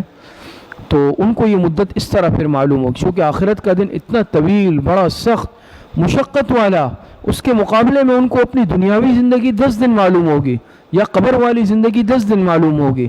وَيَتَخَافَتُونَ بَيْنَهُمْ, چپ کے آپس میں کہیں گے کہ إِن لَبِثْتُمْ أَيْ فِي الدُّنْيَا أَوْ فِي الْقُبُورِ, کہ دنیا میں یا قبروں میں کتنا رہے تم؟ إِلَّا عَشْرًا, 10 دن رہے. یہ اصل میں قیامت کی ہولناکی اور درازی کی وجہ سے اللہ پاک حفاظت فرمائے. نحن اعلم بما يقولون اذ يقول امثلهم طریقة ان لبثتم الا یوما, فرماتے ہم خوب جانتے ہیں بما یقولون, جو کچھ وہ کہیں گے, اذ یقول امثلهم, جب بولے گا ان میں سے, امثلهم طریقة ان لبثتم الا یوما, اچھی روش والا, جب کہے گا ان میں سے اچھی روش والا یا اچھی رائے والا, اچھے طریقے والا, کیا کہے گا؟ ان لبثتم الا یوما, کہ نہیں رہے تم صرف مگر ایک دن, تم نہیں رہے مگر صرف کتنا؟ ایک دن رہے. وَيَسْأَلُونَكَ عَنِ الْجِبَالِ فَقُلْ يَنْسِفُهَا رَبِّي نَسْفًا, آگے فرمایا یہ مبادی احوال قیامت ہے، مبادی احوال قیامت. فرماتے ہیں وَيَسْأَلُونَكَ عَنِ الْجِبَالِ فَقُلْ يَنْسِفُهَا رَبِّي نَسْفًا، اور دریافت کرتے ہیں آپ سے پہاڑوں کے بارے میں. فَقُلْ يَنْسِفُهَا رَبِّي نَسْفًا، آپ فرما دے اڑا دے گا ان کو میرا رب نصفاً، بالکل اڑا دینا، اڑا دے گا میرا رب ان کو نصفاً، بالکل اڑا دینا. فَيَذَرُهَا قَاعًا صَفْصَفًا، پھر کر چھوڑے گا زمین کو ہموار میدان. فَيَذَرُهَا، زمین کو کیسا کر دے گا اللہ پاک، یعنی پہاڑوں کو اللہ پاک اڑا دے گا تو زمین کیسی رہ جائے گی؟ اللہ پاک زمین کو کر چھوڑے گا قاعًا، میدان، صفصفاً، ہموار، ہموار، اس میں نشیب و فراز نہیں ہوں گے. جیسے اب زمین کہیں اونچی ہے، کہیں نیچے ہے، کہیں نشیب ہے، کہیں اونچائی ہے، بالکل سیدھی ہو جائے گی. تو فَيَذَرُوهَا قَاعًا صَفْصَفًا، زمین کو چٹیل میدان کر چھوڑے گا. لَا تَرَى فِيهَا عِوَجًا وَلَا أَمْتًا، نہ دیکھے گا تو اس میں عِوَجًا، نہ کوئی کجی موڑ، ولا امتا، نہ کوئی اونچائی یعنی ٹیلا. اب تو ہے نا زمین ایسے دائیں بائیں مڑی ہوئی، اس میں موڑ بھی ہے، اس میں ٹیلے بھی ہیں، اونچی نیچی ہے، پھر اس میں نہ کوئی موڑ ہوں گے، نہ اونچائی ہوگی، نہ نشیب ہوں گے، بالکل بس سیدھی سیدھی ہوگی. تو نہ دیکھے گا تو اس زمین میں فیہا ای فی الارض عوجن، عوجن مانے کجی یا موڑ، امتن اونچائی یا ٹیلا. یومئذ یتبعون الداعی لا عوج لہ، فرماتے ہیں یومئذ یتبعون الداعی لا عوج لہ، اس دن پیچھے دوڑیں گے پکارنے والے کے، اس دن پیچھے دوڑیں گے پکارنے والے کے. الداعی یعنی اسرافیل علیہ السلام مراد ہے، اسرافیل علیہ السلام سور پھونکیں گے نا، اس دن پیچھے دوڑیں گے الداعی، پکارنے والے کے پیچھے. لا عوج لہ، کہ نہ ہوگی کجی اس کے لیے، اس کے لیے کجی نہ ہوگی. کس چیز میں؟ لا عوج لہ ای لذالک الاتباع، او لا عوج لدعائه بل یسمع جمیعهم، او لا عوج لهم عنہ. تو روح المعانی کے حوالے سے اختصار کے ساتھ حضرت استاد صاحب نے فرمایا کہ اس سے مراد کیا ہے کہ کجی نہیں ہوگی اس کے لیے، یعنی اس قسم میں لذالک الاتباع، اس اتباع میں، پیچھے پیچھے دوڑنے میں، یا پھر ان کے پکارنے میں، یعنی سب کے سب سنیں گے. یہ نہیں ہے کہ کوئی سنے گا کوئی سور کو نہیں سنے گا، بلکہ سب کے کانوں میں آواز جائے گی، سب کے سب سنیں گے. اس اعتبار سے کوئی کجی نہیں ہوگی، سب ان کے پیچھے چلیں گے. وَخَشَعَتِ الْأَصْوَاتُ لِلرَّحْمَنِ فَلَا تَسْمَعُ إِلَّا ہَمْسًا، اور دب جائیں گی آوازیں للرحمن، اللہ پاک کے سامنے. فَلَا تَسْمَعُ إِلَّا ہَمْسًا، پس نہیں سنے گا تو مگر الا ہمسن، آہٹ کی آواز، مگر آہٹ کی آواز. حضرت استاد صاحب نے فرمایا مگر کھسکھسی آواز، کھسکھسی آواز یا پاؤں کی آہٹ. ویسے ہمس کے معنی آتے ہیں آہٹ کو، اس معمولی سی آہٹ ہوتی ہے نا، قدموں کی ہلکی سی چاپ سنائی دیتی ہے، تو نہیں سنے گا تو مگر ہلکی سی آہٹ. یومئذ لا تنفع الشفاعۃ الا من اذن لہ، نفی شفاعت قہریہ کا بیان ہے. فرماتے یومئذ لا تنفع الشفاعۃ الا من اذن لہ الرحمن ورضی لہ قولا، اس دن نہ نفع دے گی سفارش، لا تنفع الشفاعۃ، اس دن فائدہ نہیں دے گی سفارش کسی کو، الا من اذن لہ الرحمن، مگر ایسے شخص کو جس کے لیے اجازت دی ہو رحمان نے، جس کے لیے اللہ پاک اجازت دے دے تو اس کو صرف فائدہ دے گی. دوسرا معنی مگر اس شخص کی جس کو رحمان اجازت دے گا اور اس کی بات کو پسند کرے گا. اللہ پاک اجازت دے دے وہ الگ بات ہے، ورنہ خود سے کسی کو سفارش کا اختیار نہیں ہوگا، نہ فائدہ ہوگا. ورضی لہ قولا، یعنی جس کو اللہ پاک اجازت دے دے، ورضی لہ قولا، اور پسند کر دیا ہو اللہ پاک نے اس کے لیے بولنا، اللہ پاک نے کیا کر لیا ہو؟ پسند کر دیا ہو اس کے لیے بولنا، یعنی اس سفارشی کا بولنا. اللہ پاک جس کو اجازت دے دیں گے بھئی تمہیں اختیار ہے سفارش کا، اور کوئی بول ہی نہیں سکے گا. اور یا پھر قول سے کلمہ طیبہ مراد ہو سکتا ہے. یعلم ما بین ایدیہم وما خلفہم ولا یحیطون بہ علما، وسعت علم باری تعالی کا بیان، وسعت علم باری تعالی. فرماتے ہیں کہ یعلم ما بین ایدیہم وما خلفہم ولا یحیطون بہ علما، وہ جانتا ہے کہ جو کچھ ان کے پیچھے ہے، وما بین ایدیہم، جو کچھ ان کے آگے ہے، وما خلفہم، اور جو کچھ ان کے پیچھے ہے، ولا یحیطون بہ علما، اور وہ نہیں احاطہ کر سکتے اس کو اپنے علم سے۔ اللہ پاک عالم الغیب ہے، اللہ پاک کا علم ہر چیز کا احاطہ کیا ہوا ہے۔ وعنت الوجوہ للحی القیوم، عظمت خداوندی کا بیان ہے، عظمت خداوندی کا بیان۔ فرماتے وعنت الوجوہ، سب چہرے جھکے ہوئے ہوں گے اس دن حی و قیوم کے سامنے۔ حی و قیوم اللہ پاک کی ذات ہے، تو اللہ پاک جو حی اور قیوم ہے، زندہ ہے، قائم رہنے والی ذات ہے، اس کے سامنے سارے کے سارے اس روز جھکے ہوئے ہوں گے تمام چہرے۔ وقد خاب من حمل ظلما، اور بے شک نامراد ہوگا، ہر طریقے سے ناکام ہوگا وہ شخص من حمل ظلما، جو ظلم کا بوجھ اٹھائے گا۔ ظلم سے مراد کیا ہے؟ شرک۔ ظلم سے مراد شرک ہے نا، ان الشرک لظلم عظیم۔ تو اس دن وہ شخص ناکام ہوگا جو شرک کا ظلم کا بوجھ اٹھائے گا۔ ومن يعمل من الصالحات وهو مؤمن فلا يخاف ظلما ولا هضما، اور جو شخص کرے گا نیک کام، جو شخص کرے گا، یہ بشارت ہے، بشارت برائے مومنین۔ ومن يعمل من الصالحات، اور جو شخص کرے گا نیک کام، وهو مؤمن، اور وہ مومن بھی ہو، فلا يخاف، وهو مؤمن، یہ شرط قبولیت ہے، یعنی شرط قبولیت۔ قبولیت کے لیے ایمان تو شرط ہے نا بنیادی۔ انسان ایمان کے بغیر جتنے بھی اعمال کر لے وہ سب کے سب کیا ہے؟ بیکار، بے فائدہ ہے۔ تو ایمان ہر چیز کے لیے کیا ہے؟ بنیادی شرط ہے۔ وَهُوَ مُؤْمِنٌ، اور وہ مومن بھی ہو بشرط ہے۔ فَلَا يَخَافُ ظُلْمًا وَلَا هَضْمًا، سو وہ نہ ڈرے گا بے انصافی سے، ولا حضمًا، اور نہ نقصان سے۔ تو جو ایمان لایا ہوگا اور عمل صالح کیا ہوگا اس کو قیامت میں کوئی خوف نہیں ہوگا، بے انصافی کا بھی، ظلم سے مراد زیادتی، نا انصافی، ولا حضما، حضم کہتے ہیں نقصان، کمی، اور نہ کمی کا، نقصان کا۔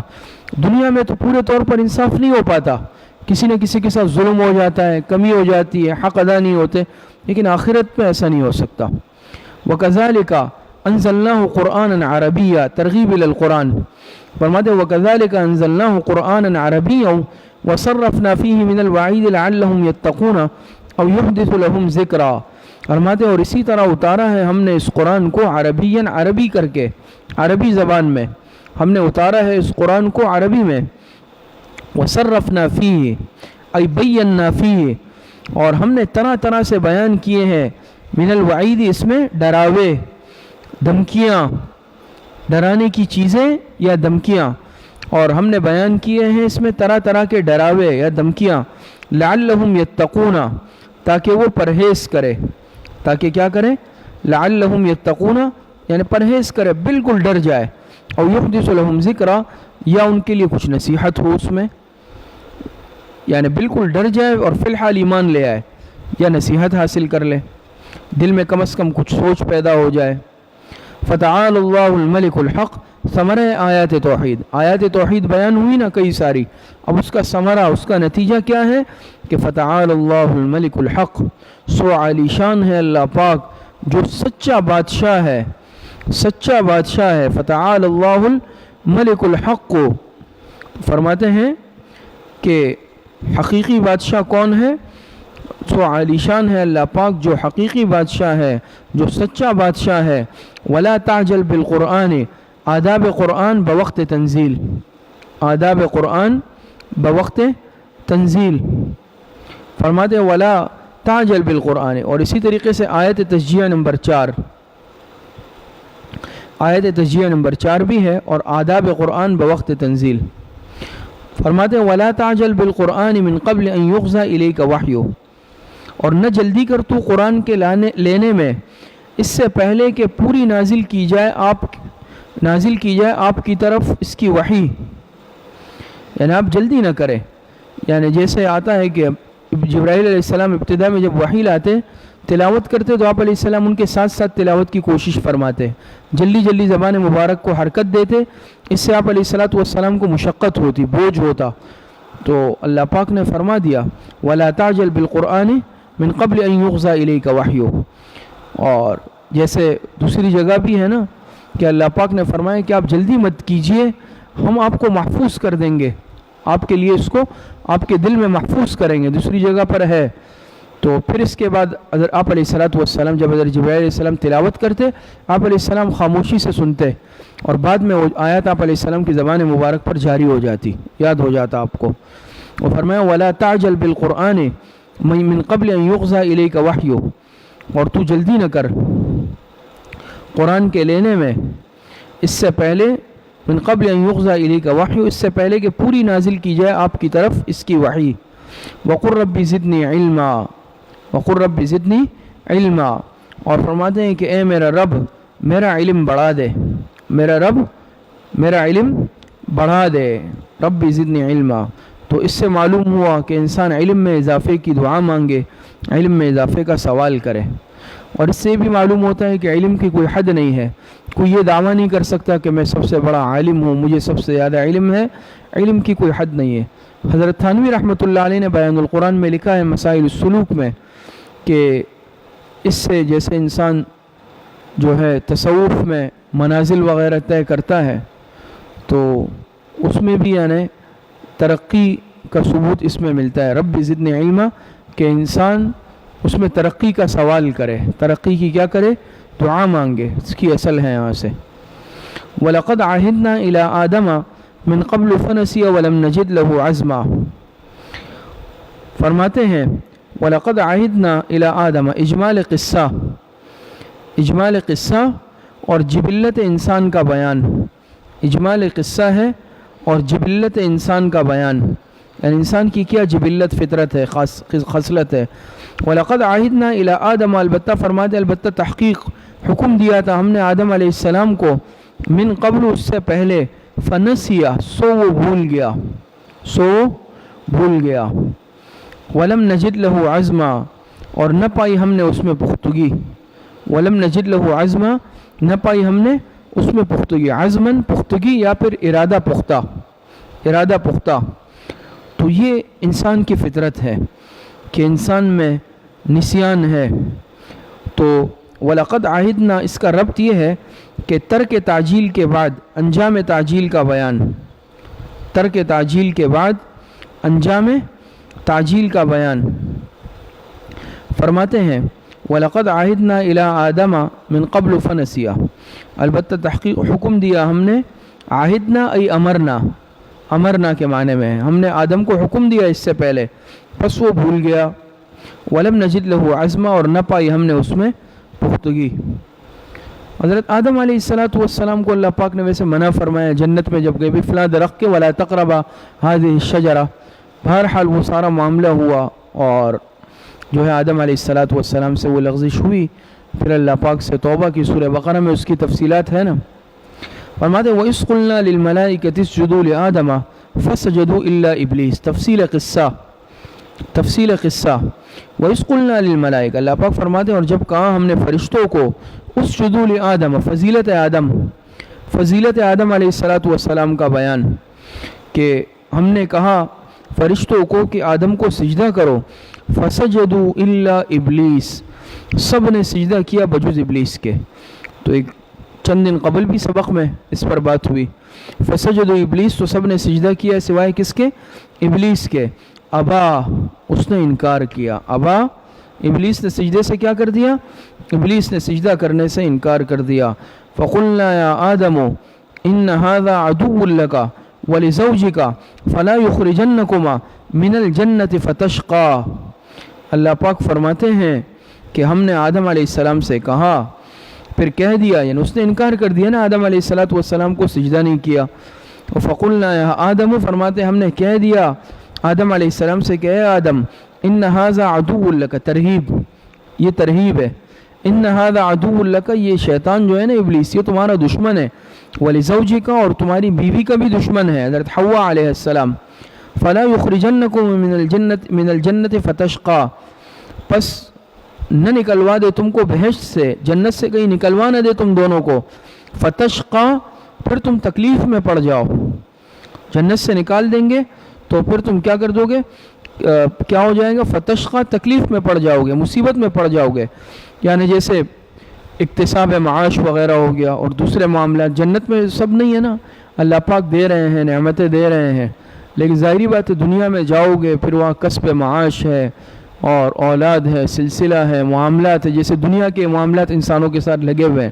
ایسا نہ ہو کہ پھر پریشانی میں پڑ جاؤ. جنت سے تمہیں نکلوا چھوڑے یہ ابلیس، اور فتشقى، پھر تم تکلیف میں پڑ جاؤ، پریشانی میں پڑ جاؤ۔ آگے فرماتے ہیں ان لک الا تجوع فیہا ولا تعرا، بے شک تیرے لیے ان لک الا تجوع، یہ ہے کہ نہ تو بھوکا ہوگا، فیہا اس میں یعنی جنت میں، ولا تعرا اور نہ اس میں کیا ہوگا، ننگا یعنی برہنہ ہوگا۔ یعنی اللہ پاک یعنی بہشت تو ایسی جگہ ہے نا کہ نہ انسان کو بھوک لگتی ہے، پھر نہ انسان کو لباس بدلنے کی ضرورت پڑتی ہے۔ یہ تو دنیا کے ساتھ معاملات لگے ہوئے ہیں، ہر وقت انسان روزانہ کھانے پینے کا تقاضا انسان کے ساتھ لگا ہوا ہے، اور اسی طریقے سے لباس بدلنے کا یہ انسان کے ساتھ تقاضا لگا ہوا ہے۔ جنت میں پھر ان چیزوں کی ضرورت نہیں پڑتی، وہاں اللہ پاک کی طرف سے نعمتیں ہوتی ہیں۔ فارسی کا مشہور شعر ہے نا، بہشت آنجا کے آزارے نباشد، کسے رابا کسے کارے نباشد۔ بہشت تو ہے ہی ایسی جگہ کہ وہاں انسان کو کوئی تکلیف نہیں پہنچتی، کوئی تکلیف پریشانی آزار یہ انسان کو نہیں پہنچتا، اور نہ کسی کو وہاں کسی سے کوئی ضرورت کام پڑتا ہے۔ وَإِنَّكَ لَا تَظْمَأُ فِيهَا وَلَا تَضْحَى، اور فرمایا کہ بے شک نہ تو اس میں پیاسا ہوگا کبھی، ولا تصحا اور نہ تو ولا تصحا دھوپ کھائے گا، دھوپ کی وجہ سے پریشان ہوگا، تضحا اور نہ کیا ہوگا، دھوپ میں جلے گا۔ اس کا اچھا ترجمہ کیا ہوگا، اور نہ دھوپ میں جلے گا۔ استاد صاحب نے اس کا یہ ترجمہ بھی فرمایا، نہ تپے گا۔ دنیا میں تو یہ بھی ہے انسان کو بھوک لگتی ہے، لباس کی ضرورت پڑتی ہے، پیاس بھی لگتی ہے، پانی کی ضرورت پڑتی ہے، دھوپ میں ہوتا ہے تو چھاؤں کی گھر کی ضرورت پڑتی ہے۔ انسان گھر کی چھت کیوں بناتا ہے؟ تاکہ دھوپ سے بچے، وہاں یہ معاملہ بھی نہیں ہوگا۔ تو کتنی بڑی نعمتیں ہیں۔ فوسوس الیہ الشیطان، تو پس کیا کیا، وسوسہ ڈالا اس کی طرف شیطان نے۔ شیطان نے کیا کیا، آدم علیہ السلام کے دل میں وسوسہ ڈالا۔ قال یا آدم هل ادلک علی شجرۃ الخلد وملک لا یبلی، تشریح وسوسہ، کیا وسوسہ ڈالا؟ قال یا آدم، شیطان کہنے لگا اے آدم، هل ادلک علی شجرۃ الخلد، کیا بتاؤں میں تجھ کو ایک درخت، شجرۃ الخلد ہمیشگی کا درخت، کہ تم جب اس سے کھا لو تو ہمیشہ پھر جنت میں رہو گے، کبھی نہیں نکالے جاؤ گے۔ وملک لا یبلی، اور ایسی بادشاہی لا یبلی جو پرانی نہ ہو۔ میں ایسا درخت بتاؤں کہ جو ہمیشگی کا درخت ہے، اور ایسی بادشاہی جو پھر کیا نہ ہو، پرانی نہ ہو، یعنی اس درخت سے کھا لو گے ہمیشہ کے لیے جنت میں رہو گے، مزے رہیں گے۔ فَأَكَلَا مِنْهَا فَبَدَتْ لَهُمَا سَوْآتُهُمَا وَتَفِقَا يَخْصِفَانِ عَلَيْهِمَا مِنْ وَرَقِ الْجَنَّةِ، سو دونوں نے کھا لیا اس درخت سے، کیا کر لیا، سو دونوں نے کھا لیا۔ فَأَكَلَا مِنْهَا فَبَدَتْ لَهُمَا سَوْآتُهُمَا وَتَفِقَا يَخْصِفَانِ عَلَيْهِمَا مِنْ وَرَقِ الْجَنَّةِ، کس چیز کا درخت تھا؟ بعض حضرات فرماتے ہیں کہ جیسے گندم کا درخت تھا یا انگور کا درخت تھا۔ فَأَكَلَا مِنْهَا، سو دونوں نے کھا لیا اس میں سے، ابلیس کی شیطان کی باتوں میں آ گئے۔ فَبَدَتْ لَهُمَا سَوْآتُهُمَا، جب کھا لیا تو ظاہر ہو گئی ان پر ان کی شرمگاہیں، یعنی ستر ظاہر ہو گئے، جنتی لباس اللہ پاک نے اتروا دیا۔ وَتَفِقَا يَخْصِفَانِ عَلَيْهِمَا مِنْ وَرَقِ الْجَنَّةِ، تو وہ چپکانے لگے اپنے اوپر بہشت کے پتے۔ اس سے بھی معلوم ہوا کہ حیا یہ انسانی فطرت کا حصہ ہے، یہ ایک فطری چیز ہے۔ حیا حدیث میں آتا ہے نا، آپ علیہ السلام نے ارشاد فرمایا کہ الحیاء شعبۃ من الایمان، حیا ایمان کا شعبہ ہے۔ اسی طرح حدیث میں آتا ہے، آپ علیہ السلام نے فرمایا اذا لم تستحی فاصنع ما شئت۔ تو علامہ انور شاہ کشمیری رحمۃ اللہ علیہ نے بھی لکھا ہے، فرماتے ہیں کہ حیا یہ امر طبعی ہے، امر فطری ہے۔ ایک چیز تو امر شرعی امر تو ہے ہی ہے، لیکن یہ امر طبعی بھی ہے کہ انسان کی فطرت ہے کہ انسان کبھی نہیں چاہتا کہ اس کا ستر ظاہر ہو یا وہ برہنہ رہے۔ اگر کوئی ایسا ہے تو وہ پھر انسانیت کے مقام سے گر جاتا ہے۔ تو دیکھیں جیسے یہ عمل ہوا، حالانکہ اب کوئی دیکھنے والا نہیں ہے کہ ان دونوں کے علاوہ تو جنت میں اور کوئی نہیں ہے نا، لیکن اس کے باوجود فطری حیا اور طبعی حیا کا تقاضا، تو فوراً کیا کرنے لگے، جنت کے جو پتے تھے وہ توڑ کر اپنے ستر کو چھپانے لگے۔ تو وَتَفِقَا، اللہ فَأَكَلَا مِنْهَا، جب کھا لیا فَأَكَلَا مِنْهَا فَبَدَتْ لَهُمَا سَوْآتُهُمَا، تو ان کے ستر ظاہر ہو گئے۔ وَتَفِقَا يَخْصِفَانِ عَلَيْهِمَا مِنْ وَرَقِ الْجَنَّةِ، اور چپکانے لگے اپنے اوپر بہشت کے پتے۔ وَعَصَىٰ آدَمُ رَبَّهُ فَغَوَىٰ، اور قصور ہو گیا آدم سے اپنے رب کا، سو وہ غلطی میں پڑ گئے. سو بلا عزم قصور کر بیٹھا، بلا عزم قصور کر بیٹھا، یعنی ارادتاً نہیں کیا ایسا، قصداً و ارادتاً ایسا نہیں ہوا، بلا عزم قصور ہو گیا ان سے. تو وعصى آدم ربہ فغوا، انبیاء معصوم ہوتے ہیں. وعصى آدم ربہ فغوا، اور قصور ہو گیا آدم سے اپنے رب کا، سو وہ غلطی میں پڑ گئے. یہ اللہ پاک کی طرف سے مقرر تھا. تو فغوا غلطی میں پڑ گئے، کیا مطلب؟ یعنی تحصیل مقصود خلد کے باب میں ان کا عیش فاسد ہو گیا. ثم اجتباہ ربہ فتاب علیہ وہدا، فرماتے پس برگزیدہ کیا اس کو اس کے رب نے، تو فتاب علیہ، تو خصوصی توجہ فرمائی اس پر، وہدا، اور اس کو راہ پر قائم رکھا، اور اس کو راہ پر کیا کیا؟ قائم رکھا. اجتباء یعنی اللہ پاک نے کیا کر لیا؟ برگزیدہ کیا، منتخب کیا. فتاب علیہ خصوصی توجہ. حضرت آدم علیہ السلام اللہ پاک کے سامنے سجدے میں رہے جب زمین پر اترے، اور کیا دعا مانگتے رہے؟ ربنا ظلمنا انفسنا وَإِن لَمْ تَغْفِرْ لَنَا وَتَرْحَمْنَا لَنَكُونَنَّ مِنَ الْخَاسِرِينَ. بالآخر اللہ پاک نے ان کی توبہ کو قبول فرما لیا حضرت آدم علیہ السلام کے. حضرت تھانوی رحمۃ اللہ علیہ بیان القرآن میں لکھتے ہیں کہ جس انسان کو اللہ پاک اپنی طرف سے مقام اور مرتبہ دے دے، منازل دے دے، یہ زیادہ اعلیٰ اور افضل ہوتی ہے اس کے مقابلے میں جو انسان محنت کر کے حاصل کر لے. ایک یہ کہ انسان محنت اور مجاہدہ کر کے ایک مقام حاصل کر لے، اور ایک یہ کہ اللہ پاک خود کسی کو براہ راست دے دے اور بغیر محنت کے دے دے، عطا کر دے.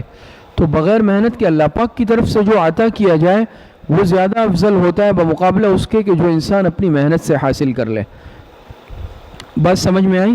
فرمایا ثم اجتباہ ربہ فتاب علیہ وہدا، پھر برگزیدہ کیا اس کو اس کے رب نے، تو خصوصی توجہ فرمائی اس پر، وہدا، اور قائم رکھا اس کو.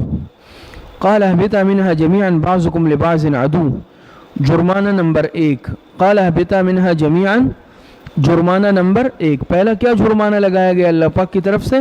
فرمایا اہبطا منہا جمیعا، فرمایا یہاں سے اترو تم دونوں اکٹھے، تم دونوں یہاں سے اکٹھے اترو. قال اہبطا منہا جمیعا، اللہ پاک نے فرمایا کہ اترو یہاں سے تم دونوں اکٹھے.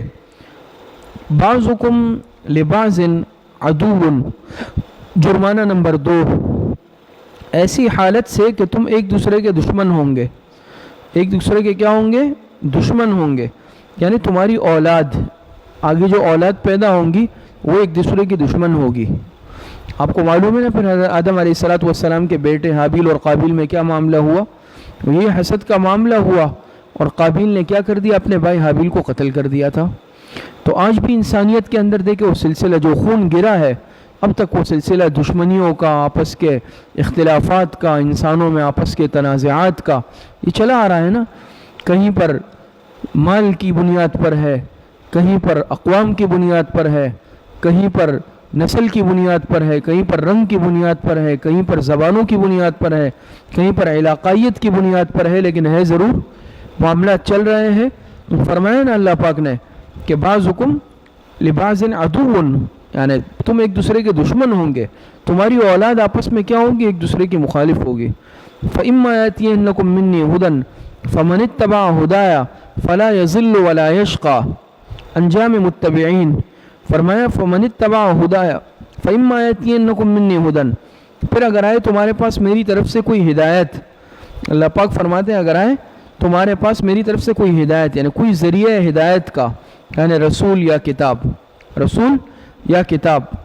فمن اتبع ہدایا، انجام متبعین، تو جو شخص پیروی کرے گا، جو شخص یعنی اولاد آدم میں سے، بس جو شخص فمن اتبع ہدایا میری ہدایت کی پیروی کرے گا، فلا یضل ولا یشقى، فلا یضل ای فی الدنیا ولا یشقى ای فی الآخرہ، تو وہ کبھی گمراہ نہیں ہوگا یعنی دنیا میں، ولا یشقى، اور وہ بدبخت نہیں ہوگا، محروم نہیں ہوگا، تکلیف میں نہیں پڑے گا آخرت میں. سمجھ میں آ رہی ہے؟ ومن اعرض عن ذکری فإن له معیشة ضنکا ونحشره یوم القیامة اعما. فرماتے ومن اعرض عن ذکری، انجام محرومین، یہاں سے انجام محرومین ہے. ہمارے ومن اعرض عن ذکری فإن له معیشة ضنکا، اور جو منہ پھیرے گا میری نصیحت سے فإن له معیشة ضنکا، یعنی مجھے بھلا دے گا، تو اللہ پاک فرماتے ہیں کہ بے شک اس کی زندگی تنگ ہو جائے گی. فإن له معیشة ضنکا، ضنکا معنی تنگ، اس کی زندگی کیا ہو جائے گی؟ اس کا جینا تنگ ہو جائے گا، اس کی زندگی تنگ ہو جائے گی. ضنکا فی الدنیا وفی القبر، دنیا میں بھی اور قبر میں بھی. وَنَحْشُرُهُ يَوْمَ الْقِيَامَةِ أَعْمَى، اور قیامت کے دن اٹھائیں گے ہم اس کو اندھا کر کے، قیامت کے دن اس کو اٹھائیں گے ہم اندھا کر کے. حضرت تھانوی رحمۃ اللہ علیہ بیان القرآن میں مسائل السلوک میں لکھتے ہیں کہ برے اعمال کی نحوست ہوتی ہے، برے اعمال کی نحوست اس سے ثابت ہوتی ہے کہ انسان جب برے اعمال کرتا ہے، گناہ کرتا ہے، تو اس گناہوں کی نحوست دنیا میں بھی اس پر پڑتی ہے. اور اسی طرح ہے پھر مختلف گناہوں کی مختلف نحوستیں ہیں نا. جزاء الاعمال، حضرت تھانوی رحمۃ اللہ علیہ کا مستقل ایک رسالہ ہے، آپ حضرات نے اور جو سننے والے ہیں انہوں نے دیکھا ہوگا، پڑھا ہوگا، جزاء الاعمال. تو اس میں حضرت تھانوی رحمۃ اللہ علیہ نے وہ گناہ اور وہ اعمال بھی لکھے ہیں، برے اعمال، کہ جس کی اللہ پاک دنیا میں بھی انسان کو سزا دیتے ہیں، ان کی اپنی ایک نحوست ہوتی ہے. تو فرماتے ہیں ومن اعرض عن ذکری، سو منہ پھیرے گا میری اس نصیحت سے اگر کوئی، تو اس کے لیے دنیا کی زندگی تنگ ہو جائے گی، دنیا میں بھی اور قبر میں بھی. اور پھر آخرت، تو آخرت میں اندھا کر کے اس کو کیا کیا جائے گا؟ اٹھایا جائے گا. اب یہ اندھا ہونا یا تو قبر سے خروج کے وقت ہوگا، اور پھر بعد میں یہ اندھاپن زائل ہو جائے گا. کیونکہ دوسرے مقام میں اللہ پاک فرماتے ہیں نا اسمع بہم وابصر یوم یاتوننا، تو وہاں تو ہے نا اسمع بہم وابصر، یہ سنتے بھی ہوں گے، دیکھتے بھی ہوں گے. تو معلوم ہوا یہاں اللہ پاک فرما رہے کہ وَنَحْشُرُهُ يَوْمَ الْقِيَامَةِ أَعْمَى، یہ تو ایک دوسرے کی ضد ہو گئی، تعارض آ گیا. اور علماء نے اس میں اس طرح تطبیق بیان کی ہے کہ یہ قبر کے خروج کے وقت اندھا ہوگا، بعد میں اللہ پاک اندھے پن کو کیا کر دیں گے؟ زائل کر دیں گے. حضرت مولانا عمر پالنپوری صاحب رحمۃ اللہ علیہ سن 96 میں رائیونڈ کے اجتماع میں ہم گئے تھے، زیارت بھی کی حضرت کی. حضرت نے رائیونڈ اجتماع میں جو بیان فرمایا اس آیت کی تشریح فرمائی بہترین. قال رب لم حشرتنی اعمى، یہ ہے نا ومن اعرض عن ذکری فإن له معیشة ضنکا ونحشره یوم القیامة اعمى قال رب لم حشرتنی اعمى وقد كنت بصیرا قال كذلك اتتك آیاتنا فنسیتها وكذلك اليوم تنسى. حضرت کی آیت قرآن پڑھنے کا بھی اپنا ایک انداز تھا، اپنا ایک مخصوص، اس میں یہ آیتیں پڑھی اور اس پر حضرت نے بیان فرمایا، مجھے اچھی طرح بھی یاد ہے. تو فرماتے ہیں قال رب لم حشرتنی اعمى وقد كنت بصیرا، قال ای متعجبا، تو اس کو جب اندھا کر کے اٹھایا جائے گا تو یہ تعجب کی وجہ سے پوچھے گا رب لم حشرتنی اعمى، کہ اے میرے رب کیوں اٹھایا تو نے مجھے اندھا کر کے، مجھ سے کیا قصور ہوا؟ میری تو آنکھیں تھی دنیا میں، بینائی تھی، میں اپنی آنکھوں سے دیکھتا تھا، تو مجھے نابینا کر کے کیوں اٹھایا گیا؟ تو قال رب لم حشرتنی اعمى قال ای متعجبا، تعجب کی بنا پر یہ سوال کرے گا، کہے گا اے میرے رب لم حشرتنی اعمى، کیوں اٹھایا تو نے مجھے اندھا کر کے؟ وقد كنت بصیرا، یہ قول اکثر افراد کا ہوگا، وقد كنت بصیرا اکثر افراد کا ہوگا. یہ قید کیوں لگائی؟ کیونکہ دنیا میں بہت سارے لوگ ایسے بھی ہیں نا جو پیدائشی نابینا ہے یا بعد میں نابینا ہو چکے ہیں، تو وہ تو پہلے سے نابینا ہوئے. کافروں میں بھی تو نابینا ہو سکتے ہیں نا، پیدائشی نابینا ہو سکتے ہیں. تو اس لیے کہا کہ وقت كنت بصیرا، یہ اکثر افراد، کیونکہ اکثر افراد بینا ہے، نابینا کی تعداد کم ہے. قال كذلك، جواب باری تعالی، جب یہ تعجب سے پوچھیں گے اللہ ایسا کیوں کیا، ہمیں نابینا کیوں اٹھایا؟ قال كذلك اتتك آیاتنا فنسیتها وكذلك اليوم تنسى. اللہ پاک فرماتے ہیں، اللہ پاک فرمائیں گے كذلك، ایسا ہی چاہیے تھا، ارشاد ہوگا کہ ایسا ہی ہونا چاہیے تھا. کیوں؟ اتتك آیاتنا، پہنچی تھی تیرے پاس ہماری آیتیں، فنسیتها، پس بھلا دیا تو نے اس کو، وكذلك اليوم تنسى، وكذلك ای مثل نسیانک، تمہارے بلانے کی طرح آج تو بھی بلا دیا جائے گا، ہم بھی تجھے بلا دیں گے. اللہ پاک فرمائیں گے وَكَذَلِكَ ای كَذَلِكَ ای مثل نسیانک، جیسے تو میری آیتوں کو بھول گیا تھا، بھلا دیا تھا، اسی طریقے سے اللہ پاک فرماتے ہیں کہ آج تو بھی بھلا دیا جائے گا۔ تو تمہارے پاس آیتیں آئیں تو یہ سزا جو ہے عمل کے مطابق ہے، کہتے ہیں نا جزا من جنس العمل، سزا عمل کے مطابق۔ جیسے یہ ہدایت سے اندھا بن گیا تھا، یہ ہدایت سے دنیا میں اندھا بن گیا نا، تو اللہ پاک فرماتے ہیں کہ آج بھی تم اندھے بن جاؤ، آج بھی ہم تمہیں اندھا اٹھائیں گے۔ وَكَذَلِكَ الْيَوْمَ تُنْسَى، آج تو بھی بلا دیا جائے گا۔ تُنْسَى فَتَتْرُكُ فِي النَّارِ، کیا مطلب بلا دیا جائے گا؟ بس جہنم میں ڈال دیا جائے گا، بلا دیا جائے گا، پھر کوئی اس کا ایک فریاد اس کی نہیں سنے گا۔ وَكَذَلِكَ نَجْزِي مَنْ أَسْرَفَ، دستور خداوندی کا بیان، دستور خداوندی فرماتے ہیں وَكَذَلِكَ نَجْزِي مَنْ أَسْرَفَ وَلَمْ يُؤْمِنْ بِآيَاتِ رَبِّهِ، اللہ پاک فرماتے ہیں اسی طرح ہم سزا دیں گے اس شخص کو جو حد سے نکل جائے، وَلَمْ يُؤْمِنْ بِآيَاتِ رَبِّهِ، اور نہ ایمان لائے اپنے رب کی آیتوں پر، اور نہ ایمان لائے اپنے رب کی آیتوں پر۔ وَلَعَذَابُ الْآخِرَةِ أَشَدُّ وَأَبْقَى، البتہ عذاب آخرت کا کیا ہے؟ اشد، بہت سخت ہے، وَأَبْقَى، اور بہت دیرپا ہے، سخت بھی ہے دیرپا بھی ہے۔ ایک چیز تو یہ ہے جیسے دنیاوی اعتبار سے کوئی سزا دی جاتی ہے، بعض مرتبہ وہ سزا زیادہ تو ہوتی ہے، لمبی ہوتی ہے لیکن ہلکی ہوتی ہے، یا بعض مرتبہ وہ سزا سخت ہوتی ہے لیکن بہت کم وقت کے لیے ہوتی ہے، تھوڑی دیر کے لیے ہوتی ہے۔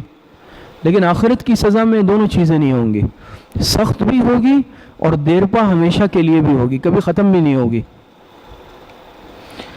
افلم یہد لہم کم اہلکنا قبلہم من القرون یمشون فی مساکنہم، تخویف دنیاوی، تخویف دنیاوی فرماتے ہیں افلم یہد لہم کم اہلکنا قبلہم من القرون یمشون فی مساکنہم، کیا پس نہیں واضح ہوئی ان پر، افلم یہد لہم ای یتبین لہم، افلم یتبین لہم، کیا واضح نہیں ہوئی ان کے لیے کیا بات کہ کم اہلکنا قبلہم من القرون، کہ بہت سی جماعتیں اس سے پہلے ہم ان کو ہلاک کر چکے ہیں۔ اہلکنا قبلہم ای بوجہ الاعراض، اعراض کی وجہ سے، ایمان سے اعراض کی وجہ سے ہلاک کر چکے ہیں، ان کے سبب ہلاکت کیا تھا؟ دین سے اعراض تھا۔ تو کیا واضح نہیں ہوئی ان پر یہ بات کہ ان سے پہلے ہم کتنی جماعتوں کو ہلاک کر چکے ہیں؟ یمشون فی مساکنہم، کہ جو جن کے ٹھکانوں پہ چلتے پھرتے ہیں، یمشون فی مساکنہم، جن کے ٹھکانوں میں یہ چلتے پھرتے ہیں۔ ان فی ذلک لآیات لأولی النہی، بے شک البتہ اس میں بڑے دلائل ہیں عقل والوں کے لیے۔ اب بھی سابقہ اقوام جو ہلاک ہوئے، قوم سمود ہے، قوم عاد ہے، قوم لوط ہے، قوم شعیب، مختلف اقوام، بعض کی بستیاں آج بھی موجود ہیں، خاص طور پر اصحاب حجر کے جو کھنڈرات ہیں، قوم سمود کی بستیاں ہیں، اب بھی اس کو، اب تو سعودی حکومت نے اس کو باقاعدہ کھول دیا ہے، اور پہلے اجازت لینی پڑتی تھی، اب سننے میں ایسا آیا ہے کہ جو عمرے کے ویزے پر جاتا ہے تو وہ ان علاقوں میں جا سکتا ہے، اور وہاں اب بھی وہ بستیاں، ان کے وہ گھر اور وہ ساری چیزیں موجود ہیں۔ اور اسی طریقے سے یہ جو نئے ایٹلس وغیرہ البم چھپتے ہیں تو اس میں تحقیقات کی گئی ہوتی ہے کہ وہ بستیاں باقاعدہ ملی ہے، صحیح علم اللہ پاک کی ذات کو ہے۔ قوم لوط کی بستی پر جو عذاب آیا ان کے آثار ملے، قوم عاد پر جو عذاب آیا ان کے آثار ملے ہیں، تو یہ ساری چیزیں ملی ہیں، تو ان کو دیکھا جاتا ہے، دیکھتے رہتے ہیں۔ ان فی ذلک لآیات لأولی النہی، اور حدیث بخاری شریف میں بھی آتا ہے، آپ علیہ الصلوۃ والسلام صحابہ کے ساتھ جا رہے تھے، راستے میں غالباً یہ قوم سمود کی جو بستی آئی، آپ علیہ السلام نے فرمایا کہ یہاں سروں کو ڈھانک لو اور تیزی کے ساتھ روتے ہوئے گزرو، اور یہاں کا پانی بھی کوئی استعمال نہیں کرے کیونکہ وہ عذاب کے آثار ہوتے ہیں نا، تو آپ علیہ السلام نے فرمایا تیزی کے ساتھ گزرو یہاں سے۔ اور آج ہم اس کو تماشے کے لیے جاتے ہیں اور باقاعدہ اس کو دیکھتے ہیں۔ ہمارے پاکستان میں بعض علاقے ایسے ہیں، وہ جو کھنڈرات مشہور ہے، موئنجو دڑو یہ سندھ میں ہے، مشہور ہے، یہ اسی طرح ٹیکسلا کے قریب یہ ہڑپا وغیرہ ہے، دوسرے ہیں، تو اس کے متعلق بعض حضرات یہ کہتے ہیں موئنجو دڑو کی یہ بھی کوئی بستی تھی، یہ سب عذاب کا شکار ہوئے ہیں۔ صحیح علم اللہ پاک کو ہوگا، کیونکہ اس سے اب چیزیں برآمد ہوئی، آثار، اب کیا ہوا، کیا آفت ایک دم آ گئی کہ پوری بستی زمین کے نیچے چلی گئی، تو صحیح علم اللہ پاک کی ذات کو ہے۔ بعض کہتے ہیں کہ یہ بھی اس طرح کی بستیاں ہیں، تو بہرحال اللہ پاک قادر مطلق ہے، بعض مرتبہ ناراض ہو جاتے ہیں.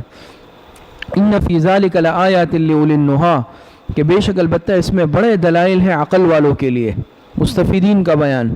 ولولا کلمۃ سبقت من ربک لکان لزاما واجل مسمى، امہال مجرمین ہے. فرماتے ہیں ولولا کلمۃ سبقت من ربک، اور اگر نہ ہوتی ایک بات من ربک، تیرے رب کی طرف سے، یعنی کیا مطلب سبقت من ربک بتاخیر العذاب، بتاخیر العذاب یعنی اللہ پاک نے ہر چیز کا ایک وقت مقرر کیا، مہلت دی ہے. اللہ پاک فوراً عذاب نہیں بھیجتے، بعض مرتبہ اللہ پاک بھیج بھی دیتے شدید ناراض ہو کر، لیکن اللہ پاک نے وقت مقرر کیا ہے. اور بعض مرتبہ تو اپنے پیغمبروں سے باقاعدہ وہ مطالبہ کرتے رہے کہ ہم پر عذاب کیوں نہیں آ رہا، ہم پر عذاب بھیج دیں، اور بعد میں اپنے وقت پر عذاب آیا بھی. قوم سمود، قوم عاد، قوم لوط، قوم شعیب، دوسرے انبیاء. تو بعض مرتبہ فوراً نہیں آتا، اللہ پاک ڈھیل دیتے ہیں، کیوں؟ اللہ پاک نے عذاب کا ایک وقت مقرر کیا ہوتا ہے.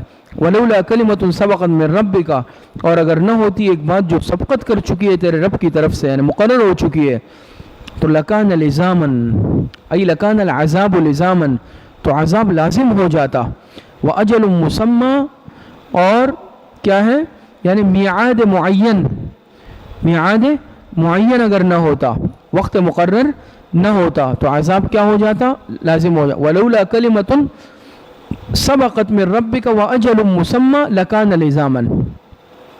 ولولا کلمۃ سبقت من ربک، ای ولولا کلمۃ سبقت من ربک واجل مسمى لکان لزاما، اگر آپ کے رب کی طرف سے کیا نہ ہوتا ایک بات جو سبقت کر چکی ہے، یعنی مہلت والی اور وقت معین والی، تو لکان لزاما، ای لکان العذاب لزاما، تو عذاب کیا ہو جاتا؟ آ جاتا. فاصبر علی ما یقولون، آیت تشجیع نمبر 5. فاصبر علی ما یقولون، آیت تشجیع نمبر 5، فرائض خاتم الانبیاء کا بیان، اور ساتھ میں عنوان ہے فرائض خاتم الانبیاء کا بیان. فاصبر علی ما یقولون فریضہ نمبر 1، وسبح بحمد ربک فریضہ نمبر 2، ولا تمدن عینیک فریضہ نمبر 3. فرماتے فاصبر علی ما یقولون، پس آپ صبر کریں، علی ما یقولون، ان کے بکواسات پر، ان کے بکواسات پر. استاد صاحب نے ترجمہ فرمایا ان کے بکواسات پر، علی ما یقولون، جو وہ کہتے ہیں، جس طرح کی باتیں بیہودہ کرتے ہیں. تو فاصبر، آپ صبر کیجئے ان کی باتوں پر. وسبح بحمد ربک، یہ فرائض خاتم الانبیاء بھی ہیں اور اصول کامیابی بھی ہے، اصول الفوز، اصول کامیابی بھی ہے ساتھ میں. تو پہلا فرض فریضہ اور پہلا اصول کامیابی کیا ہے؟ فاصبر علی ما یقولون. وسبح بحمد ربک دوسرا فریضہ اور دوسرا اصول کامیابی. تو آپ کیا کیجئے؟ اپنے رب کی پاکی بیان کیجئے. قبل طلوع الشمس، سورج نکلنے سے پہلے، سورج نکلنے سے پہلے. نماز فجر بھی یہاں سے ثابت ہوتی ہے. تو آپ تسبیح کرتے رہیں حمد کے ساتھ اپنے رب کی. کس وقت؟ قبل طلوع الشمس، صبح یعنی فجر کے وقت، سورج نکلنے سے پہلے. وقبل غروبها، اور سورج غروب ہونے سے پہلے. تو کون سی نماز؟ عصر کی نماز ثابت ہو گئی. ومن آناء اللیل، مغرب اور عشاء، اور کچھ رات کی گھڑیوں میں، اور کچھ رات کی گھڑیوں میں. تو غروب ہونے کے بعد رات آ جاتی ہے، اور مغرب اور عشاء کس وقت ہوتی ہے؟ آناء اللیل، رات کی ایک طرف ہوتی ہے. تو فجر، عصر، مغرب، عشاء. تو فرماتے ہیں اب آگے دیکھیں ظہر بھی آئے گی. فرماتے ہیں ومن، تو آپ اپنے رب کی پاکی بیان کیجئے سورج نکلنے سے پہلے. وقبل غروبها، اور سورج غروب ہونے سے پہلے. ومن آناء اللیل، اور رات کی کچھ گھڑیوں میں. فسبح، پس تسبیح کرتے رہے. اس میں بھی رات کی کچھ گھڑیوں میں بھی تسبیح کرتے رہے. یہ تکرار برائے تاکید ہے، حالانکہ پیچھے آیا نا وسبح بحمد، پھر دوبارہ فرمانے فسبح. تو یہ تاکید کیا ہے؟ یہ ہے تکرار برائے تاکید. وَأَطْرَافَ النَّهَارِ، نماز ظہر، نماز ظہر. تو پانچوں نمازوں کا ثبوت آ گیا نا. وَأَطْرَافَ النَّهَارِ، اور دن کے کناروں میں. اور کس میں؟ دن کے کناروں میں بھی تسبیح کرتے رہے. لَعَلَّكَ تَرْضَى، ثمرہ. اب ثمرہ انابت، تو یہ ثمرہ ہے لَعَلَّكَ تَرْضَى، تاکہ کیا ہو جائے؟ تاکہ آپ خوش ہوں. لَعَلَّكَ تَرْضَى، تاکہ آپ خوش ہوں. تو اس کا انجام ہے.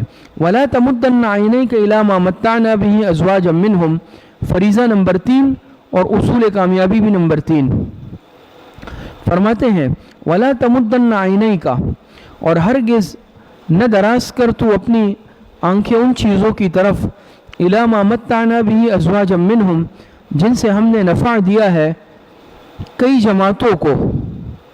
یعنی آپ یہ تیسرا اصول کامیابی ہے، یعنی ان کے اعراض کی طرف التفات نہ کر. یہ جو اعراض کر رہے ہیں ان کی طرف یعنی اعراض نہ کر. یا تو مطلب یہ ہے کہ یعنی یہ جو یعنی اعراض اگر کریں گے، دین قبول نہیں کر رہے، اعراض کر رہے ہیں، تو آپ ان کی فکر مت کریں، ان کے پیچھے مت پڑیں، ان کے اعراض کی فکر مت کریں. اور اسی طریقے سے فرمایا کہ دراز نہ کر اپنی آنکھوں کو ان چیزوں کی طرف جو ہم نے ان کو دیا ہے، دنیا کا اسباب، مال و اسباب، ساز و سامان یہ دیا ہے. فرماتے ہیں وَلَا تَمُدَّنَّ عَيْنَيْكَ إِلَىٰ مَا مَتَّعْنَا بِهِ أَزْوَاجًا مِّنْهُمْ، اصول کامیابی نمبر 3، فریضہ نمبر 3. اور ہرگز تو دراز نہ کر اپنی آنکھوں کو ان چیزوں کی طرف مَا مَتَّعْنَا بِهِ جن سے ہم نے نفع دیا ہے، أَزْوَاجًا مِّنْهُمْ کئی جماعتوں کو، منہم ای من الکفار کافروں کی کئی جماعتوں کو، قوموں کو، زہرت الحیات الدنیا، زہرت الحیات الدنیا جو کہ دنیاوی زندگی کی زینت ہے، جو کہ دنیاوی زندگی کی زینت ہے،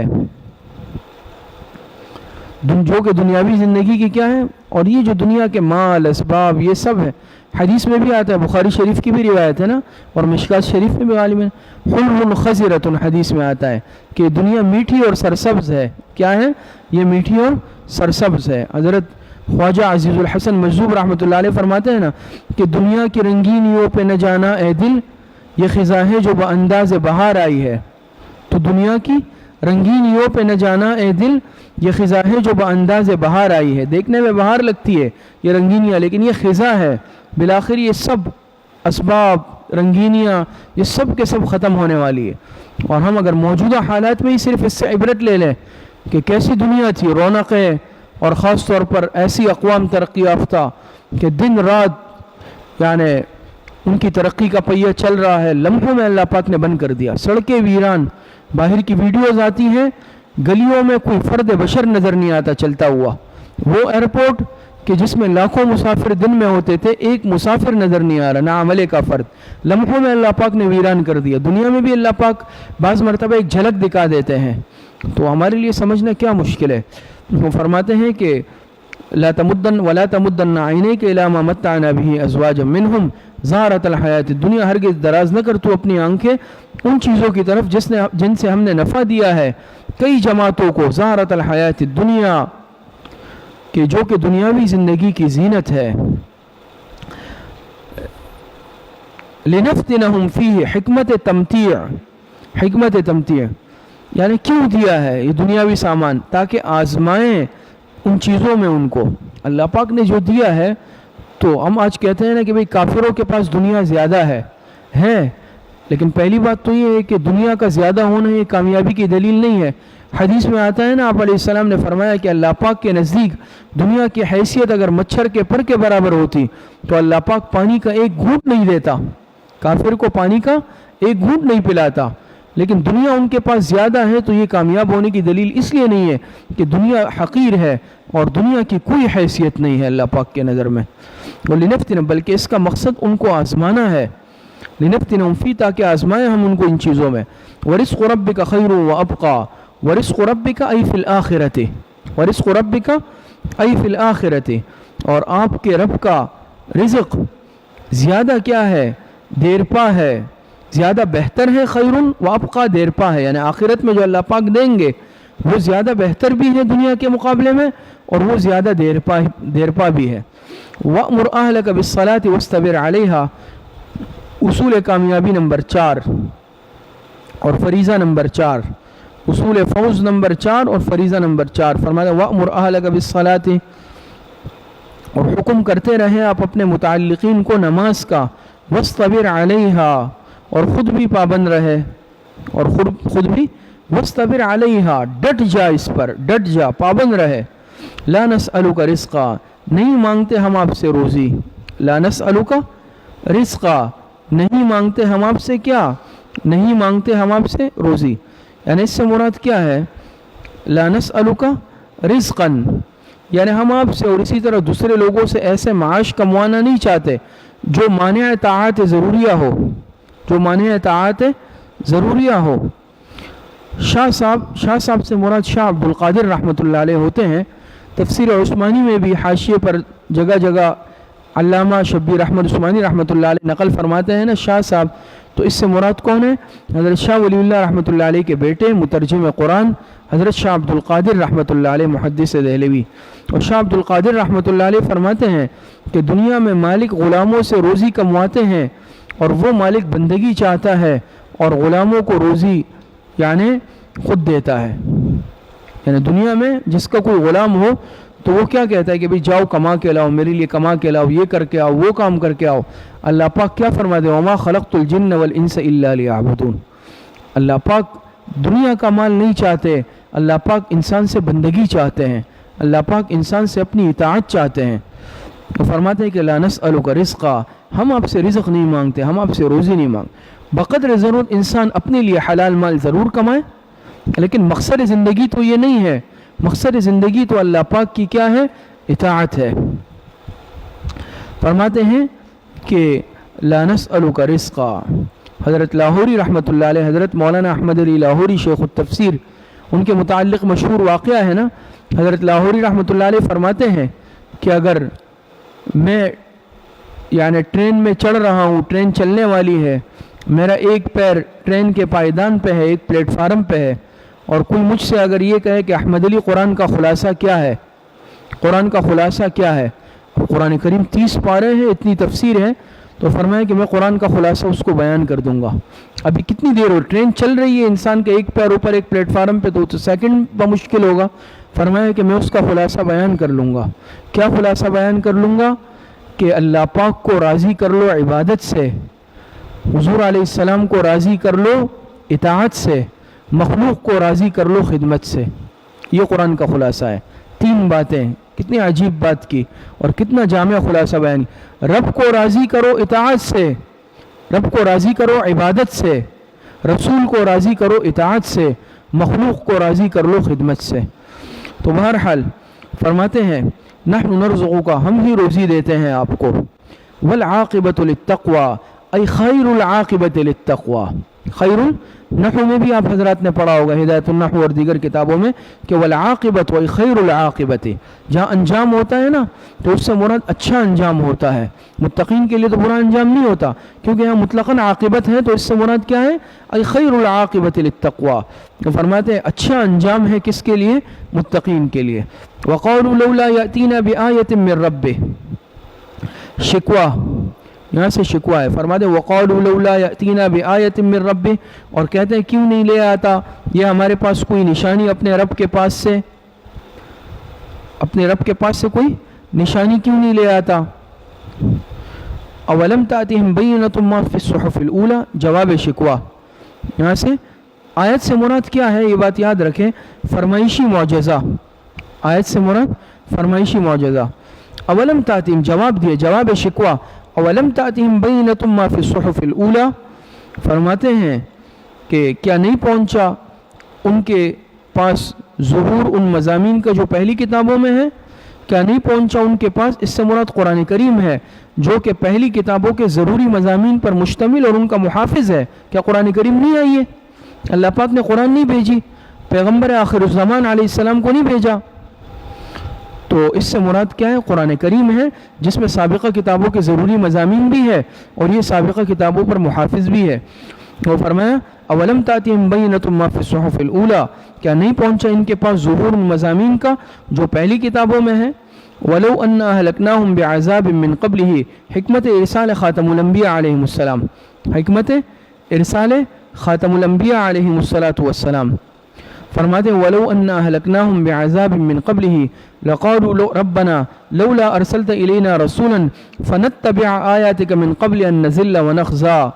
فرماتے ہیں اور اگر ہم ہلاک کر دیتے، حکمت ارسال خاتم الانبیاء علیہ السلام، فرماتے ہیں اگر ہم ہلاک کر دیتے بعذاب من قبلہ، ان کو کسی عذاب سے قرآن کریم سے پہلے، قرآن کریم سے پہلے ہی ہم کیا کر دیتے؟ ان کو کسی عذاب سے اگر ہلاک کر دیتے، لولا ارسلت الینا رسولا، تو پھر یہ لوگ کیا کہتے ہیں؟ یہ جو انکار کر رہے ہیں، اگر ہم ان کو قرآن کے نازل ہونے سے پہلے ہی ہلاک کر دیتے تو پھر یہ لوگ کیا کہتے ہیں کہ ربنا اے ہمارے رب لولا ارسلت الینا رسولا، کیوں نہیں بھیجا آپ نے ہمارے پاس کوئی رسول پیغمبر کیوں نہیں بھیجا؟ فنتبع آیاتک من قبل ان نذل ونخزى، بس پیروی کرتے تاکہ ہم آپ کے احکام کی اتباع کرتے، پیروی کرتے، من قبل ان نذل ونخزى، اس سے پہلے کہ ہم ذلیل و رسوا ہوں، پھر یہ بہانہ کرتے۔ تو اللہ پاک نے پیغمبر بھی بھیجا اور اللہ پاک نے ساتھ میں قرآن کریم بھی بھیجا۔ قل کل متربص فتربصوا، زجر یہ من قبل ان نذل ونخزى، اس سے پہلے کہ ہم کیا ہو، من قبل ان نذل ای فی انفسنا ونخزى ای فی نذر غیرنا، تو آپ نے کیوں نہیں بھیجا ہمارے پاس رسول تاکہ ہم اس کی پیروی کرتے قبل اس کے کہ ہم ذلیل ہو، فی انفسنا خود اپنی نظروں میں، ونخزى اور ہم رسوا ہو دوسروں کی نظروں میں، نہ اپنی نظروں میں ذلیل ہوتے نہ دوسروں کی نظروں میں، اگر پیغمبر آتا کتاب آتی پھر یہ بہانہ کرتے۔ قل کل متربص فتربصوا، زجر آپ فرما دیں کل متربص فتربصوا کہ ہر ایک انتظار کرنے والا ہے سو تم اور انتظار کر لو۔ کل متربص فتربصوا در صورت مطالبہ عذاب، در صورت تم یہ عذاب کا مطالبہ اگر کر رہے ہو تو پھر ٹھیک ہے، متربص فتربصوا، اب کیا کر سکتے، انتظار کرو، سو تم اور انتظار کر لو، ہر ایک انتظار کرنے والا ہے۔